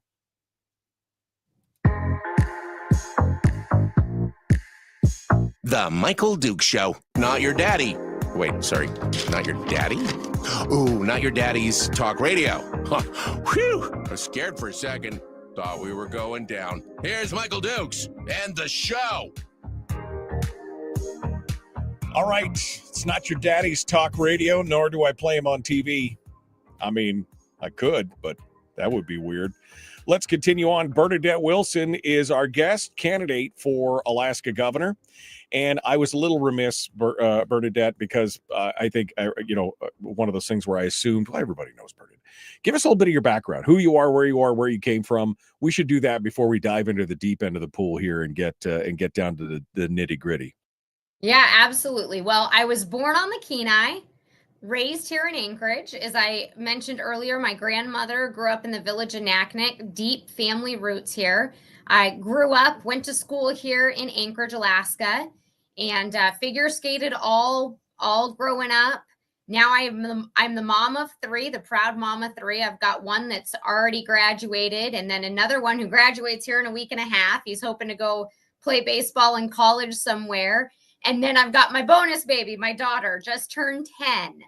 And used to have a radio show, had a TV show there for a little while, have quite an extensive background on conservative political politics. I ran the 2010 statewide ballot measure, parental notification of abortion, and clear on up to most recently senior advisor on Nick Begich's congressional race. And I own a business. I own a garbage company. Of all the businesses to own, I own a garbage company. I tell people, don't let the high heels and blonde hair fool you, all right? You're the queen of trash, right? I am the queen of trash, man. I have climbed in the back of more dumpsters than I should probably admit. Shoveling that trash out. You'll appreciate this. Quick side note. I had a dumpster one time that was just nasty. I mean, it filled with just a bunch of crap. And I told one of my employees, I said, well, we're going to have to climb in the back of there and clean that thing out. And he looked at me and said, well, I'm not going to climb in the back of there. And I said, go get me a ladder and a shovel. And I was in my jeans and my red patent leather stilettos, and I climbed in the back of that thing, just jumped right in. And he looked at me. Of course, I can barely see out up over the edge, and he says, boy, I didn't think you were going to do that. I said, no, I wasn't kidding. Somebody's got to pay the bills around here. You ain't good. Somebody's got to pay the bills around here. Yeah, that's right. So we're in our 9th year of the business and jumping into the governor's race. And, I'm going to bring that entrepreneurial spirit to this campaign and force a strong business conversation. You addressed it a little bit in the first segment, but I want to highlight again. The people are going to complain that Bernadette has never held public office. Now, you grassroots advocate, all this kind of stuff, worked on campaigns, done that. Joe Miller, Mick Begich, the whole thing. But She doesn't know how it works. I don't know, it's going to, what do you say to people who say, well, you just don't have the experience necessary to be the chief executive of the state? My response to that is Donald Trump has done a heck of a job as president, especially in just these last few months. You look at what he has accomplished. He has accomplished things that even supportive conservatives did not think in a million years that he would be able to accomplish, and at the speed to which he has accomplished them. Congressman Nick Begich, same thing. In just a few months has accomplished so much for Alaska. I would argue that he has probably accomplished more than all of the Democrats in Alaska put together in the last several years. Those two men have been phenomenal in their first few months in office. Governor Hickel, for those long timers, those old timer Alaskans will recall, Governor Hickel served as governor twice. That was my great uncle. And Governor Hickel, people will tell you, well, he was one of Alaska's greatest visionaries. He was one of the best governors Alaska ever had. He could see the projects, get the projects done. Those three men all had one thing in common. They had never served in political office before. They hadn't worked for government. They weren't government bureaucrats that had been, commissioners and all these different things. That was not their background. And Ronald Reagan is a favorite of Republicans all over the place. Ronald Reagan was phenomenal. When Ronald Reagan ran for governor of California, he had never served in lower office. He wasn't an assembly person and then a legislator and everything else. So he didn't come up through the ranks. So I would challenge people and I would ask them, is it perhaps time for someone with an entrepreneurial spirit? Because so far, the examples that we have of that have produced some pretty solid individuals. And I will also add, Michael, it's very interesting to me because conservatives will say, we don't like government bureaucrats, career politicians. We don't like them. We don't like them. We don't like them. But then you go to run for office and they want to see that political resume. Well, where's your 10 pages of political office?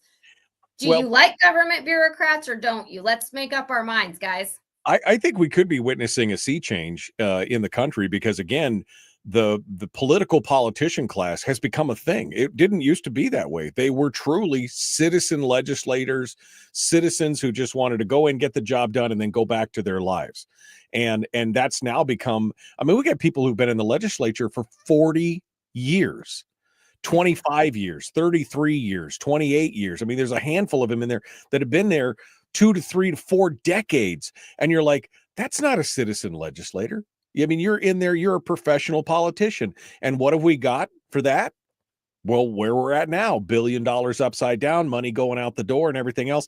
I think it's a breath of fresh air to bring somebody in who's had to make a payroll, who's had to look at the bottom line and look at that. I would much rather have somebody like that than somebody who's gamed the system for the last 25 years and played all the power games, the political power games in the halls. I would love to see that. So again, I appreciate your answer to that. We're facing a huge deficit. And the huge deficit is because we try to be all things to all people. It's never what we must have according to the Constitution. It's all these nice to haves. And that's where we're at right now.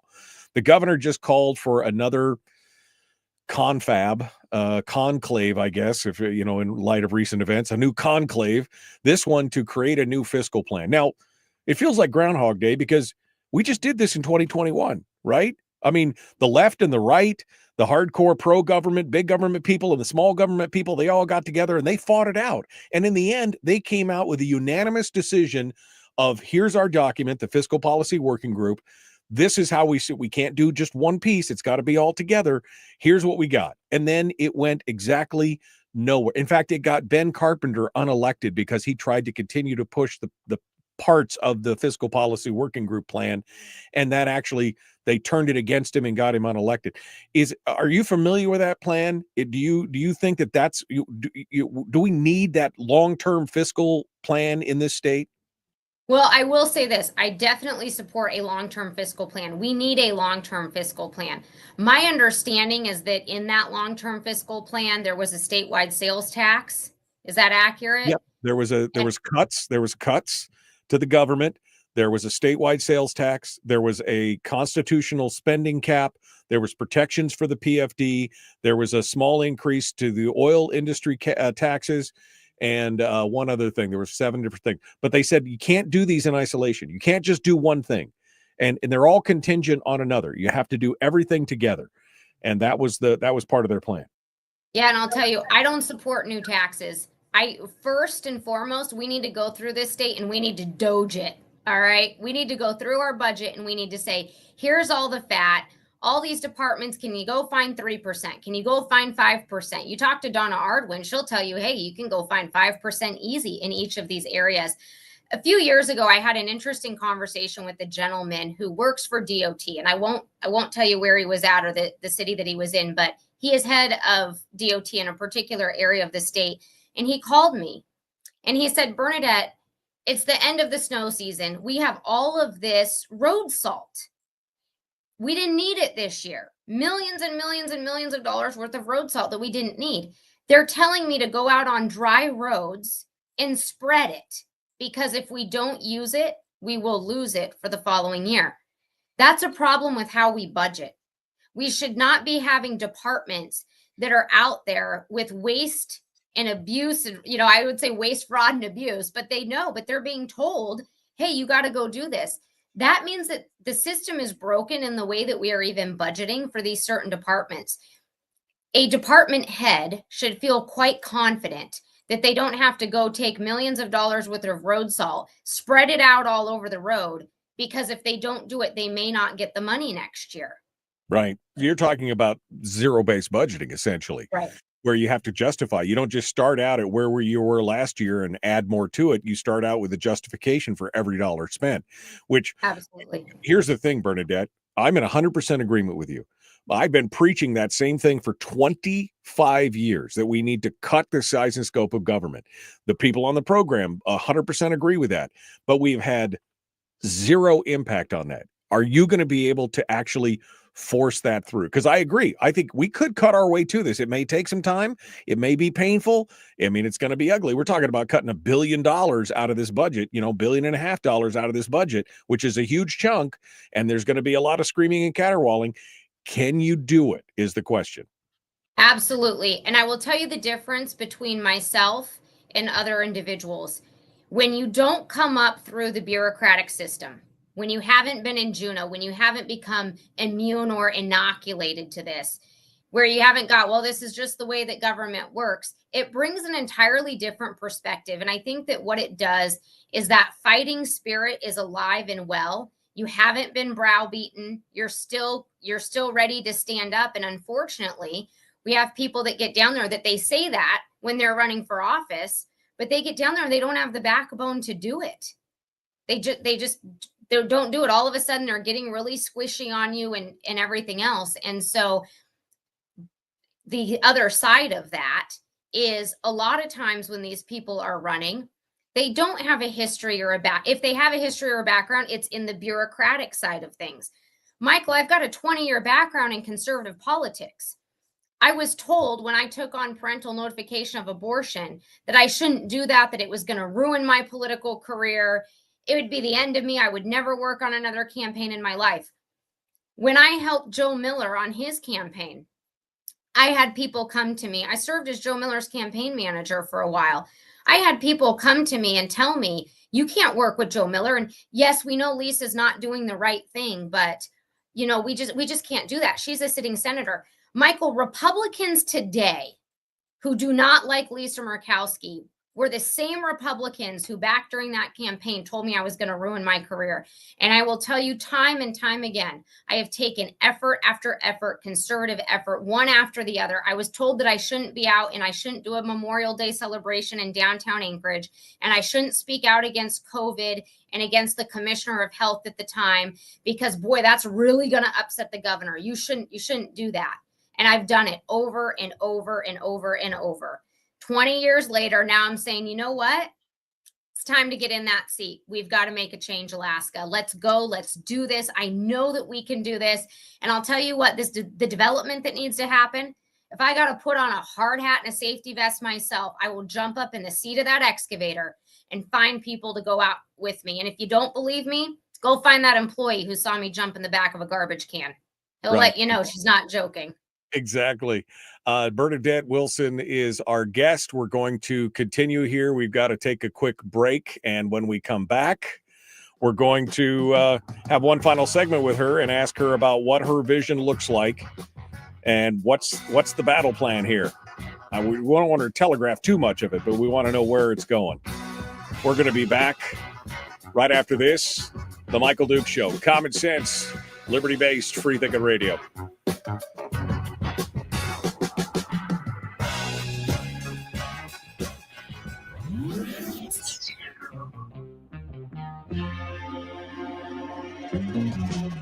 Running on 100% pure beard power. Oh, also some coffee.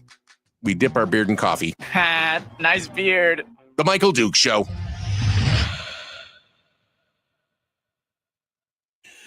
Okay, we're in the break with Bernadette Wilson, just you, me, and 80 of our closest friends here on the internet. That's what's going on right now, Bernadette. I don't, again, I wasn't trying to be too hard, but I mean, we've talked about cuts for years on this program, and it just never occurs.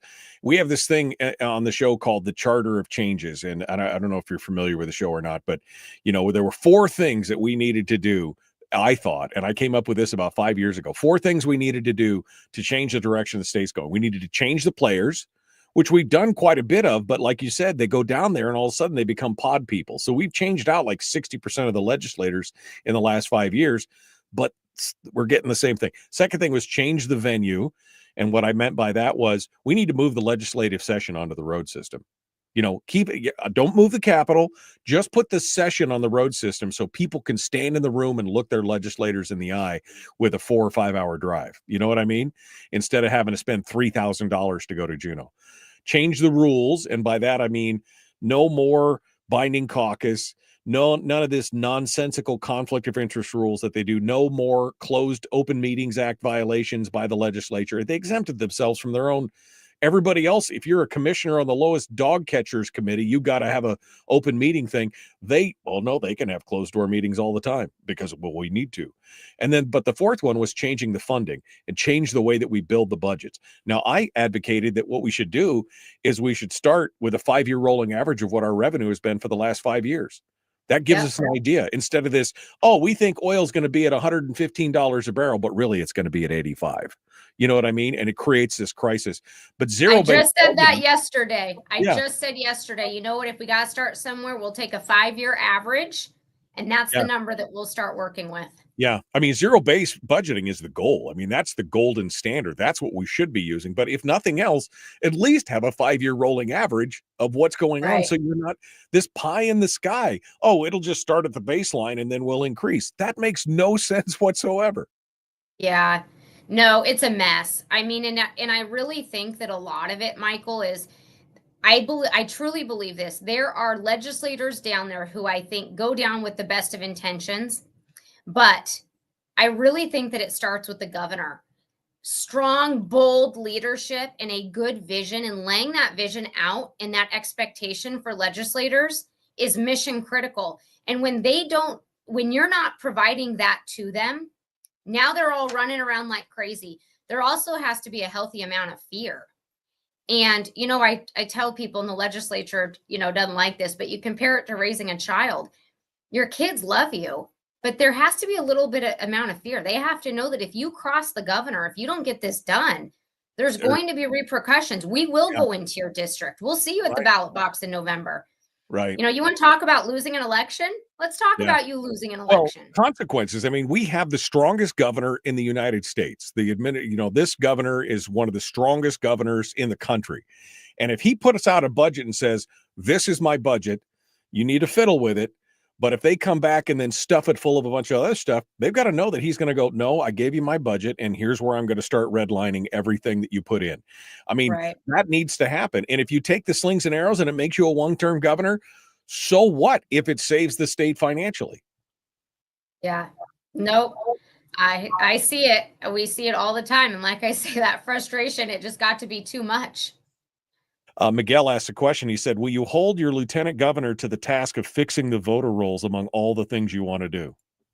Absolutely. It's time for us to clean up our voter rolls. What our voter registration is gosh, I think last time I checked 110% or something. And you don't think we've got a problem with voter rolls? This is insanity.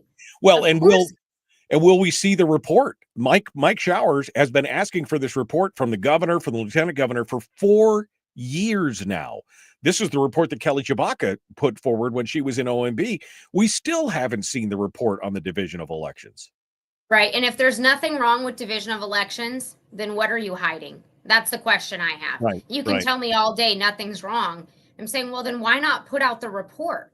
Why are you, if you have nothing to hide? Most times people are like, yeah, here it is. It's a public document. It's not your personal information. It's public state information.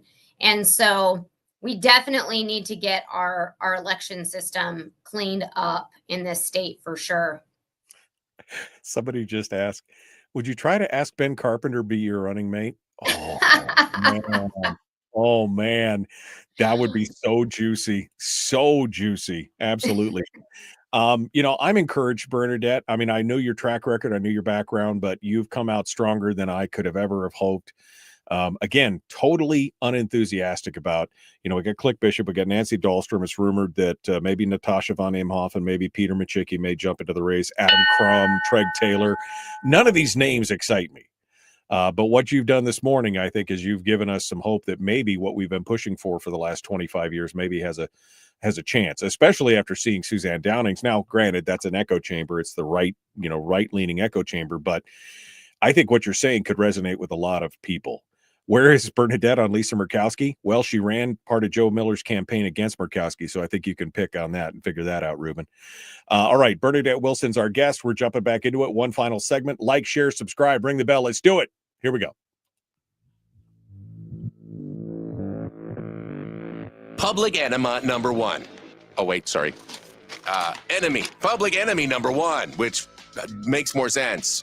On the other hand, he's a little bit of a pain in the Michael Duke show. I'm not. I'm a perfect angel, not a pain in any. Well, no, that's not true. All right. Welcome back to the program. Bernadette Wilson, candidate for governor of the state of Alaska, joins us here. Bernadette, I was just telling you that, again, this has been a very pleasant surprise this morning. I knew that you were conservative and strong, but you've come out. You're not pulling any punches. Your guns blazing, and some people are going to be scared to death of you. Like you said, when legislators tell you, "Oh, don't talk about that," because then the legislature won't support you. I don't give a crap. I want the people's support, not the legislator's support. I think that's a powerful, powerful statement. So what's the plan, Bernadette? What, as you look at this and you see where we're at, I'm assuming you sound like you've read up the 10-year forecast. You know what it looks like. You know where oil's going. You know what's happening with the permanent fund and them trying to combine the corpus and the ERA so they can tap into the nest egg and all these other things. What's Bernadette's plan? Give me the outline. I don't need the details because I don't want you to, reveal your hand, but give me the broad strokes here of what your plan would be as a governor. Well, I'll tell you what, in a few years, Alaska at minimum will be working with those legislators on the budget to say at minimum, you're going to take a 5-year rolling average. If you're going to tell me you can't get back to zero-based budgeting, which is most certainly what we're going to push for, minimum when it comes, especially when it's calculating revenue, for the state of Alaska, we're going to take those 5-year averages. You're not going to go off of just what it is today. I think we need to doge this state. We know that there's fat. We know that we have a record number of public employees per capita than any other state. You look at the money that we're spending on education, and yet we're falling at the bottom of the barrel. And so that's on your financial side. When you look at infrastructure and development, we've got to get out. If India can build a 47-mile road in 4 days, there is no reason at all that Alaska cannot go get some of these roads built. I'm going to use the example to King Cove, and I know people are tired of hearing about King Cove. I don't blame you. You've been hearing about it for 40 years. But I'll tell you what, if we got to get in that excavator and go do it ourselves, then we're going to do it. The excuse of, well, we don't have the permits and we don't have this and everything else. You know what a permit is, Michael? It's a black and white piece of paper that you're supposed to print off from your printer or your computer to put up at the job site says you have permission to be here. So the question becomes, all right, so I don't have a permit. What are you going to do? You're going to take us to court? You can't send in the National Guard against a governor. That's not allowed. You're going to take us to court? I'll tell you what, if India can get that road done in 4 days, I know Alaskans can get that road to King Cove done real quick. I'll have that road done before you even get your court hearing, okay? I have seen roads in India, so maybe we should take 90 days instead of 45 because I have seen those roads. Okay, I mean, but yeah, I mean, exactly. I mean, during World War II, we were building airports like every 5 months. There was an airport built. Now it takes 25 years to build an airport because of all the governmental red tape and everything else. I understand it was wartime. Don't drop me DMs on that. But it's gotten ridiculous to where we can't even build out anything. And infrastructure and energy are the things that drive any economy or any society. Well, and the thing is, let's go build, and let's build so fast. This is my urge to Alaskans. Join me in this battle, and let's go build things so fast that if their only options are to take us to court or pull federal funding, that we've got the project done before they can stop us in court, and that we've got so much money coming out of that oil and out of that resource development that by the time they figure out pulling their federal funding, the states look at them saying, you know what? That's all right. You go have fun. On education, my hope is that we can end the income inequality and the discrimination that is happening in this state when it comes to education.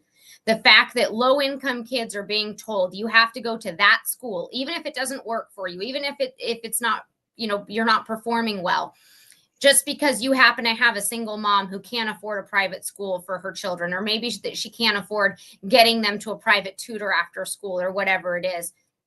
This is a travesty that our kids, especially our low-income kids, are being told you have to go to that school while they're held at the bottom of the barrel while we spend records amount on education.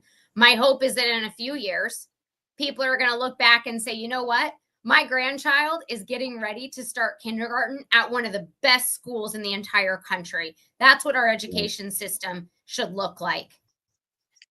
Well, we know education is the second largest component of the budget, billions of dollars, right? $2.4 billion for 120,000 kids, 30,000 of whom are being homeschooled because they pulled themselves out of the broken school system. And yet they continue to come back and say, well, we need more money. We need more. We're not failing. We're starving, right? That's the latest thing. We're not failing. We're starving. You're failing. You're failing, and you can't do it. And you want even more. What's your thoughts on the education? You just talked about HB 57, but what's your thoughts overall on the size, scope, and education and where it stands in the state of Alaska? Well, here's the thing. I want to know from the education bureaucrats, how much money do you need to make us number one in the country?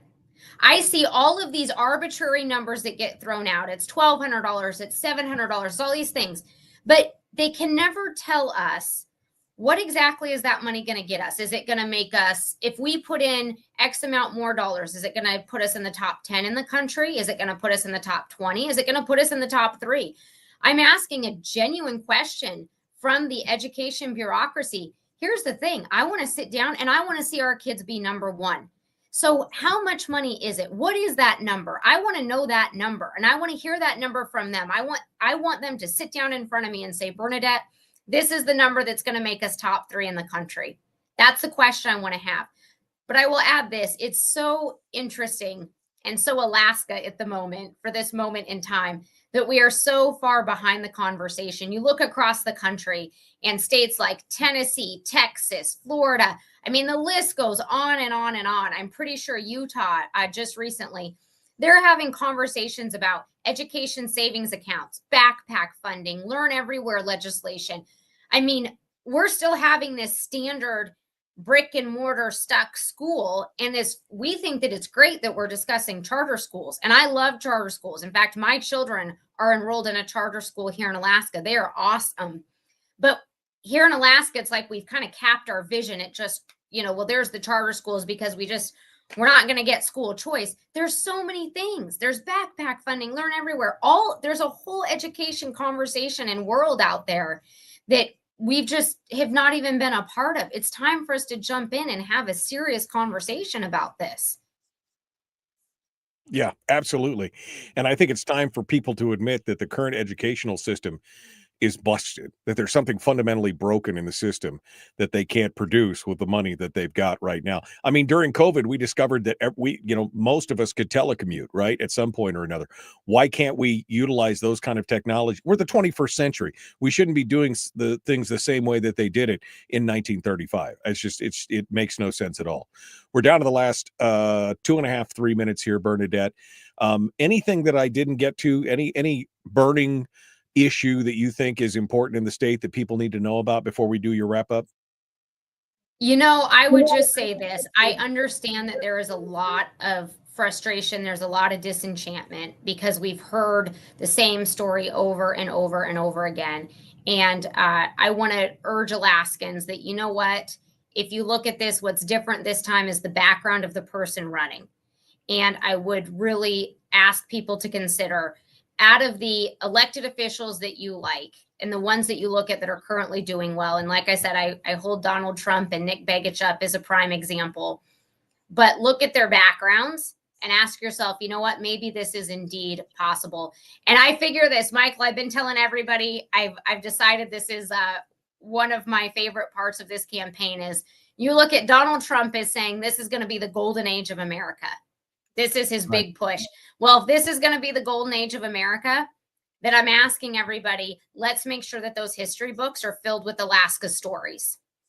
Yeah, well, we've got a president who is very supportive of Alaska, who through his executive orders and everything else, understands that we are a critical bridge to the future in many ways, whether it's mineral resources, strategic location for military assets and everything else. Alaska could be at the top of the heap. And I agree. I mean, now is the time to do it. And what we need is somebody strong to jump in there and drive the bus. That's the thing. Drive the bus and school the children and be the adult in the room. 60 seconds. Your final thoughts, Bernadette Wilson. Where are you going? Are you doing meet and greets? How do people find out about you? When are you going to Fairbanks? All these kind of questions. Hit me with it. Absolutely. So BernadetteForGovernor.com is the website, BernadetteForGovernor.com. I would urge everybody to go on there. Right on the homepage, there's a button that you can fill out that says join the movement. On the back side of that will help us keep track. It'll make sure that you get updates from the campaign. We're on Facebook, we're on X, we're on Instagram, Bernadette for Governor. Go check that out. There's lots of great stuff that's posted there. I will be out in the Valley this weekend on Saturday, speaking an event for the Valley women. I hope to be up in Fairbanks. Beginning of June, we've got an invitation to be up there. And so lots of opportunities coming up. If you stay in touch with our website and our Facebook, as those things come up, they'll all be there. And hopefully I'm going to be right here quite frequently. So yeah, no, we'll invite you back on the program to have it done. Bernadette Wilson is our guest. We're out of time, folks. We'll see you tomorrow for Firearms Friday. Be kind. Love one another. Live well. All right, Bernadette, this is where I give you one final bite at the apple. Oh, man. Donald Trump hates Americans for prosperity. He compares that group to Soros, so she's a hard pass for me. All right, Kelly. I don't even know what to say to you. Sorry that you can't decide for yourself. Americans for Prosperity fired me. Yeah, they fired her. She was too hard, too hardcore for them. Yeah, too hardcore for them. I got to tell you, I was not knowing what to expected you to be a good guest, but now I'm actually more excited than I've been in a while because I've been waiting for somebody to say, I'm willing to be a one-term governor. I'm willing to make the hard choices and the hard cuts. I'm willing to be the adult in the room and take the slings and arrows and the anger of everybody out there who's been suckling off the government teat for so long. I'm willing to take that fire. That's what I've been looking for in this state. And we just haven't had anybody who's been willing to do that. So that makes you a breath of fresh air. Final thoughts, wrap ups, anything else? I want to give you the floor here for a couple of minutes without the timer breathing down our neck. Well, I want to add to Michael, and I think it's important for people to know that I absolutely oppose ranked choice voting. And if I am not the top vote getter in this Republican primary, I will most certainly be bowing out and supporting the person that Alaskans do feel like is the person that they want in that seat. So that's important to me that people know that. Ranked choice voting has got to go. It's not good. It disenfranchises voters. It's confusing to voters. It's not a transparent system. It's not a timely system when it comes to counting votes. And so I would say that is another item that I would most certainly add to the conversation. Yeah, no, I mean, absolutely. You're part of the new ranked choice voting repeal effort, right? I mean, you've had your hat in that ring as well. Yeah, so I'm one of the 3 sponsors. I'm not running the initiative or anything like that, right? But I was one of the 3 sponsors who agreed to put my name forward to the state of Alaska. I think that's very important. Yeah, no, and I agree. I've signed. Everybody I know is signed. We're all ready to go. We need that to go down as well. I mean, we need a reboot in this state. We need to come back to our base core principles of smaller, limited government and live within our means. I mean, Hammond and your great uncle Hickel, they both understood when they looked at that and they saw that first check come. I mean, people don't understand the state of Alaska's budget in late 1969, early 70, when they got that first royalty check. The state of Alaska's entire budget was like $162 million. That was the whole budget for the state. And they got a check for just under $1 billion in royalties. And they burned through it. It made drunken sailors look bad, how fast they burned through it.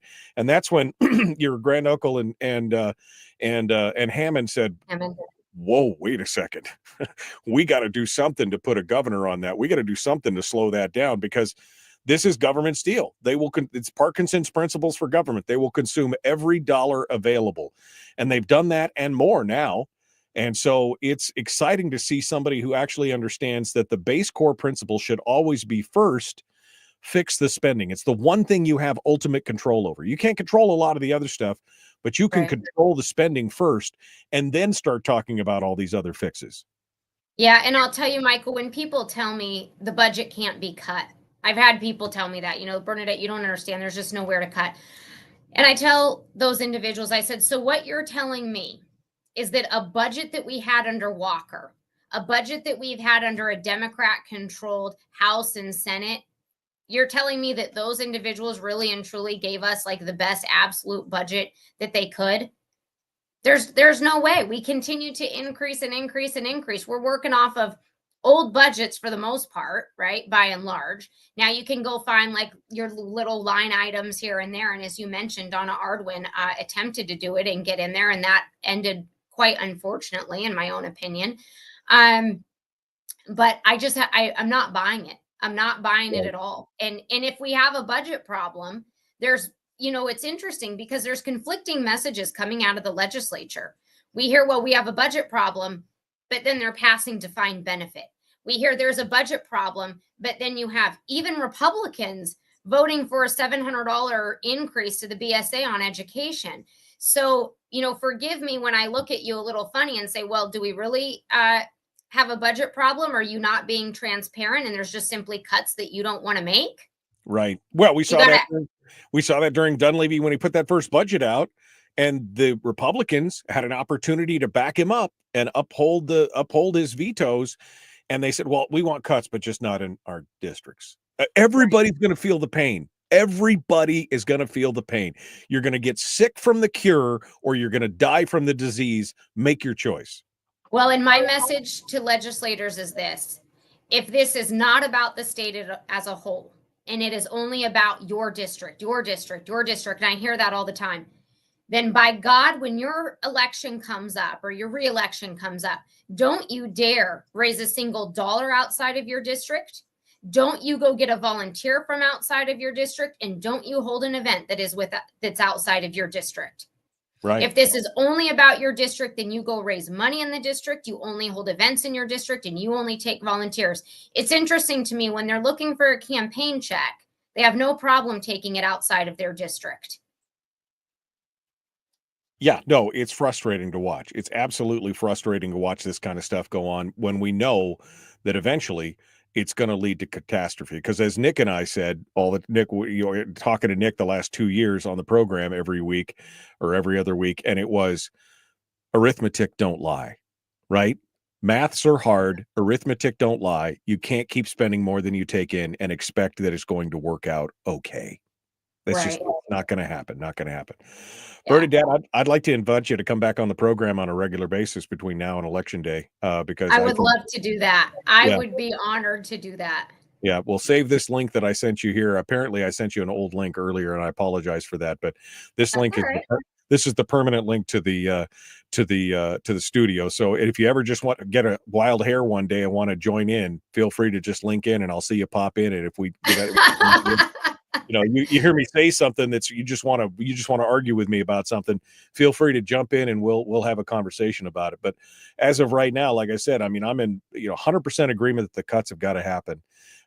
And we probably agree on probably 90% of everything else so far. So I'm excited to see where this goes. And I'm hoping that what you're saying is going to resonate with those same Alaskans who decided to vote for Trump and Begich and others who aren't professional politicians and do their thing. So appreciate it. Again, one more time, your website. BernadetteForGovernor.com. Okay. All right. And you can find us on Facebook. Lots of good stuff up there already. So and are you doing the TikTok thing with all the kids too yet, or Twitter, or just as we are on X. Yep. I still call it Twitter as well, but yep, we're on X, we're on Instagram. It's all there. In fact, if you go to the website, the social media handles are there as well. So thank you so much for the opportunity this morning. It was great to spend an hour with everyone. And I believe in long form. I believe it's the only way to get stuff. I'm sorry, let me quit. You have the opportunity, and I think you've got the presence and everything else to really be able to be the great communicator. And that's where I think this governor has fallen apart, is that he's just not. You can leverage those social medias. Are you going to, are you going to like use that to push your message? And would you commit to coming on the program occasionally? I mean, once a month, Absolutely. once every 6 weeks or something, once you're governor, because I get everybody to promise that. And then they're like, oh yeah. And then like, I haven't had Mike Dunleavy on this program in 3 years. Every time I ask, it's just too busy. I'm too busy. Sorry. He's too busy. He's in Kuala Lumpur sunning his back. I don't know what he's doing, but you know what I mean? I think communicating with the public, this is the strongest component that any governor to do, to rally the people around them. So yeah, and communication is key. And I think that that's a lot of the unraveling that we see in Juneau, and the lack of vision and the lack of leadership. You can have the best leadership and the greatest ideas, but if you're not out there communicating with people and having a conversation and a back and forth and where you can have people that are challenging those ideas, right? And having a good challenge and testing those different ideas.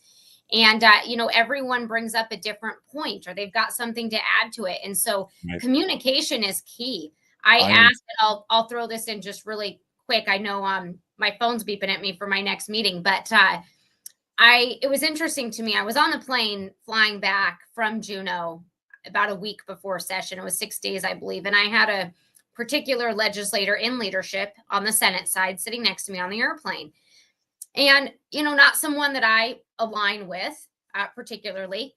And I said, so what's the goal for this year? What's the vision? Where are we going? What's the budget look like? What are the priorities? And he looked at me, he said, well, I suppose when you find out, let me know. I have no idea. And I said, well, the session starts in 6 days. You guys don't know where's the expectation on what you're supposed to be working on. He said, well, I don't know. I guess legislature fill it out. I said, you haven't had a brief or anything from the governor? No, I don't know. So we'll see. But I hope to do things a little differently. But anyhow, thank you, Bernadette. My next one. Yes, thank you so much. It. I really appreciate the time. Okay, thank you so much for coming on board. Bernadette Wilson, candidate for governor. Thank you, Bernadette. Bernadette for Alaska.com. Was that right? Did I screw it up? Bernadette for Alaska.com. All right. Well, that brings us to the end of the broadcast for today. That's some good stuff right there. Got to be honest, I'm a little excited, and maybe that's just my naivete showing, but I'm a little excited about how she's talking and what she's talking about. I mean, how do you guys feel? Do you guys feel like this is a breath of fresh air? Do you feel like this could possibly work and happen? What are you guys thinking? Do you think this is good? Bernadette for Alaska.com. Thank you, CJ. Bernadette for Governor.com, rather. Do you guys feel like there's a good opportunity? I mean, I'm a lot more I'm more excited now than I was to begin with, because I thought, oh, she's a good name. She's got name recognition. She knows she's pretty conservative. I think that's a good idea. But she just laid it down. She just laid it down. And Kelly's comments aside, I am going to believe in somebody until they do differently. And her track record says that she's been 100% pretty much all the time since she got started in this gig, this political arena, as a private citizen, not jumping into the political bath of being a politician, but as a private citizen. And I think it's exciting. I really do. I mean, we've been asking the question lately, well, what's the solution? What do we do? And I've been daubered down. I've been like, oh man, maybe we just let it crash. Maybe that's all we can do. Maybe, I did say a couple of weeks ago, right? We need a strong governor. That's really what we need. I mean, that would be the good kick. Maybe this is it. Maybe this is a good opportunity. We'll have to see. We'll have to see who else comes to the party. But as of right now, she is the lead contender by a wide margin of anybody else out there. So exciting stuff. Yes, as a private citizen, in my own opinion, you're 100% right. I definitely like her style. I like that she's not pulling any punches and that she's not afraid to say, I don't really care what you think, to the legislator. Oh, don't talk about that. The legislature won't get behind you. I could give I could really not even care. It's gonna be interesting to watch. This might make me excited. Woo! I got a little chill there. It's good stuff. All right, my friends. Well, we appreciate you coming on board. We're out of time. Tomorrow's Firearms Friday. I'm going to go back and see if the duct tape is still holding on the rest of my systems here. We will be back tomorrow. Be kind. Love one another. Live well. Oh, I put the T-shirt link in the chat room earlier. If somebody was asking about the T-shirt link, here's the link to the T-shirts if you want to buy one. Just say no to government dough. It's my favorite right there. I just realized that there's no link to the store on my website. Duh. Okay. I'll go fix that too. How about that? Thanks, my friends. We will see you tomorrow. Be kind. Love one another. Live well.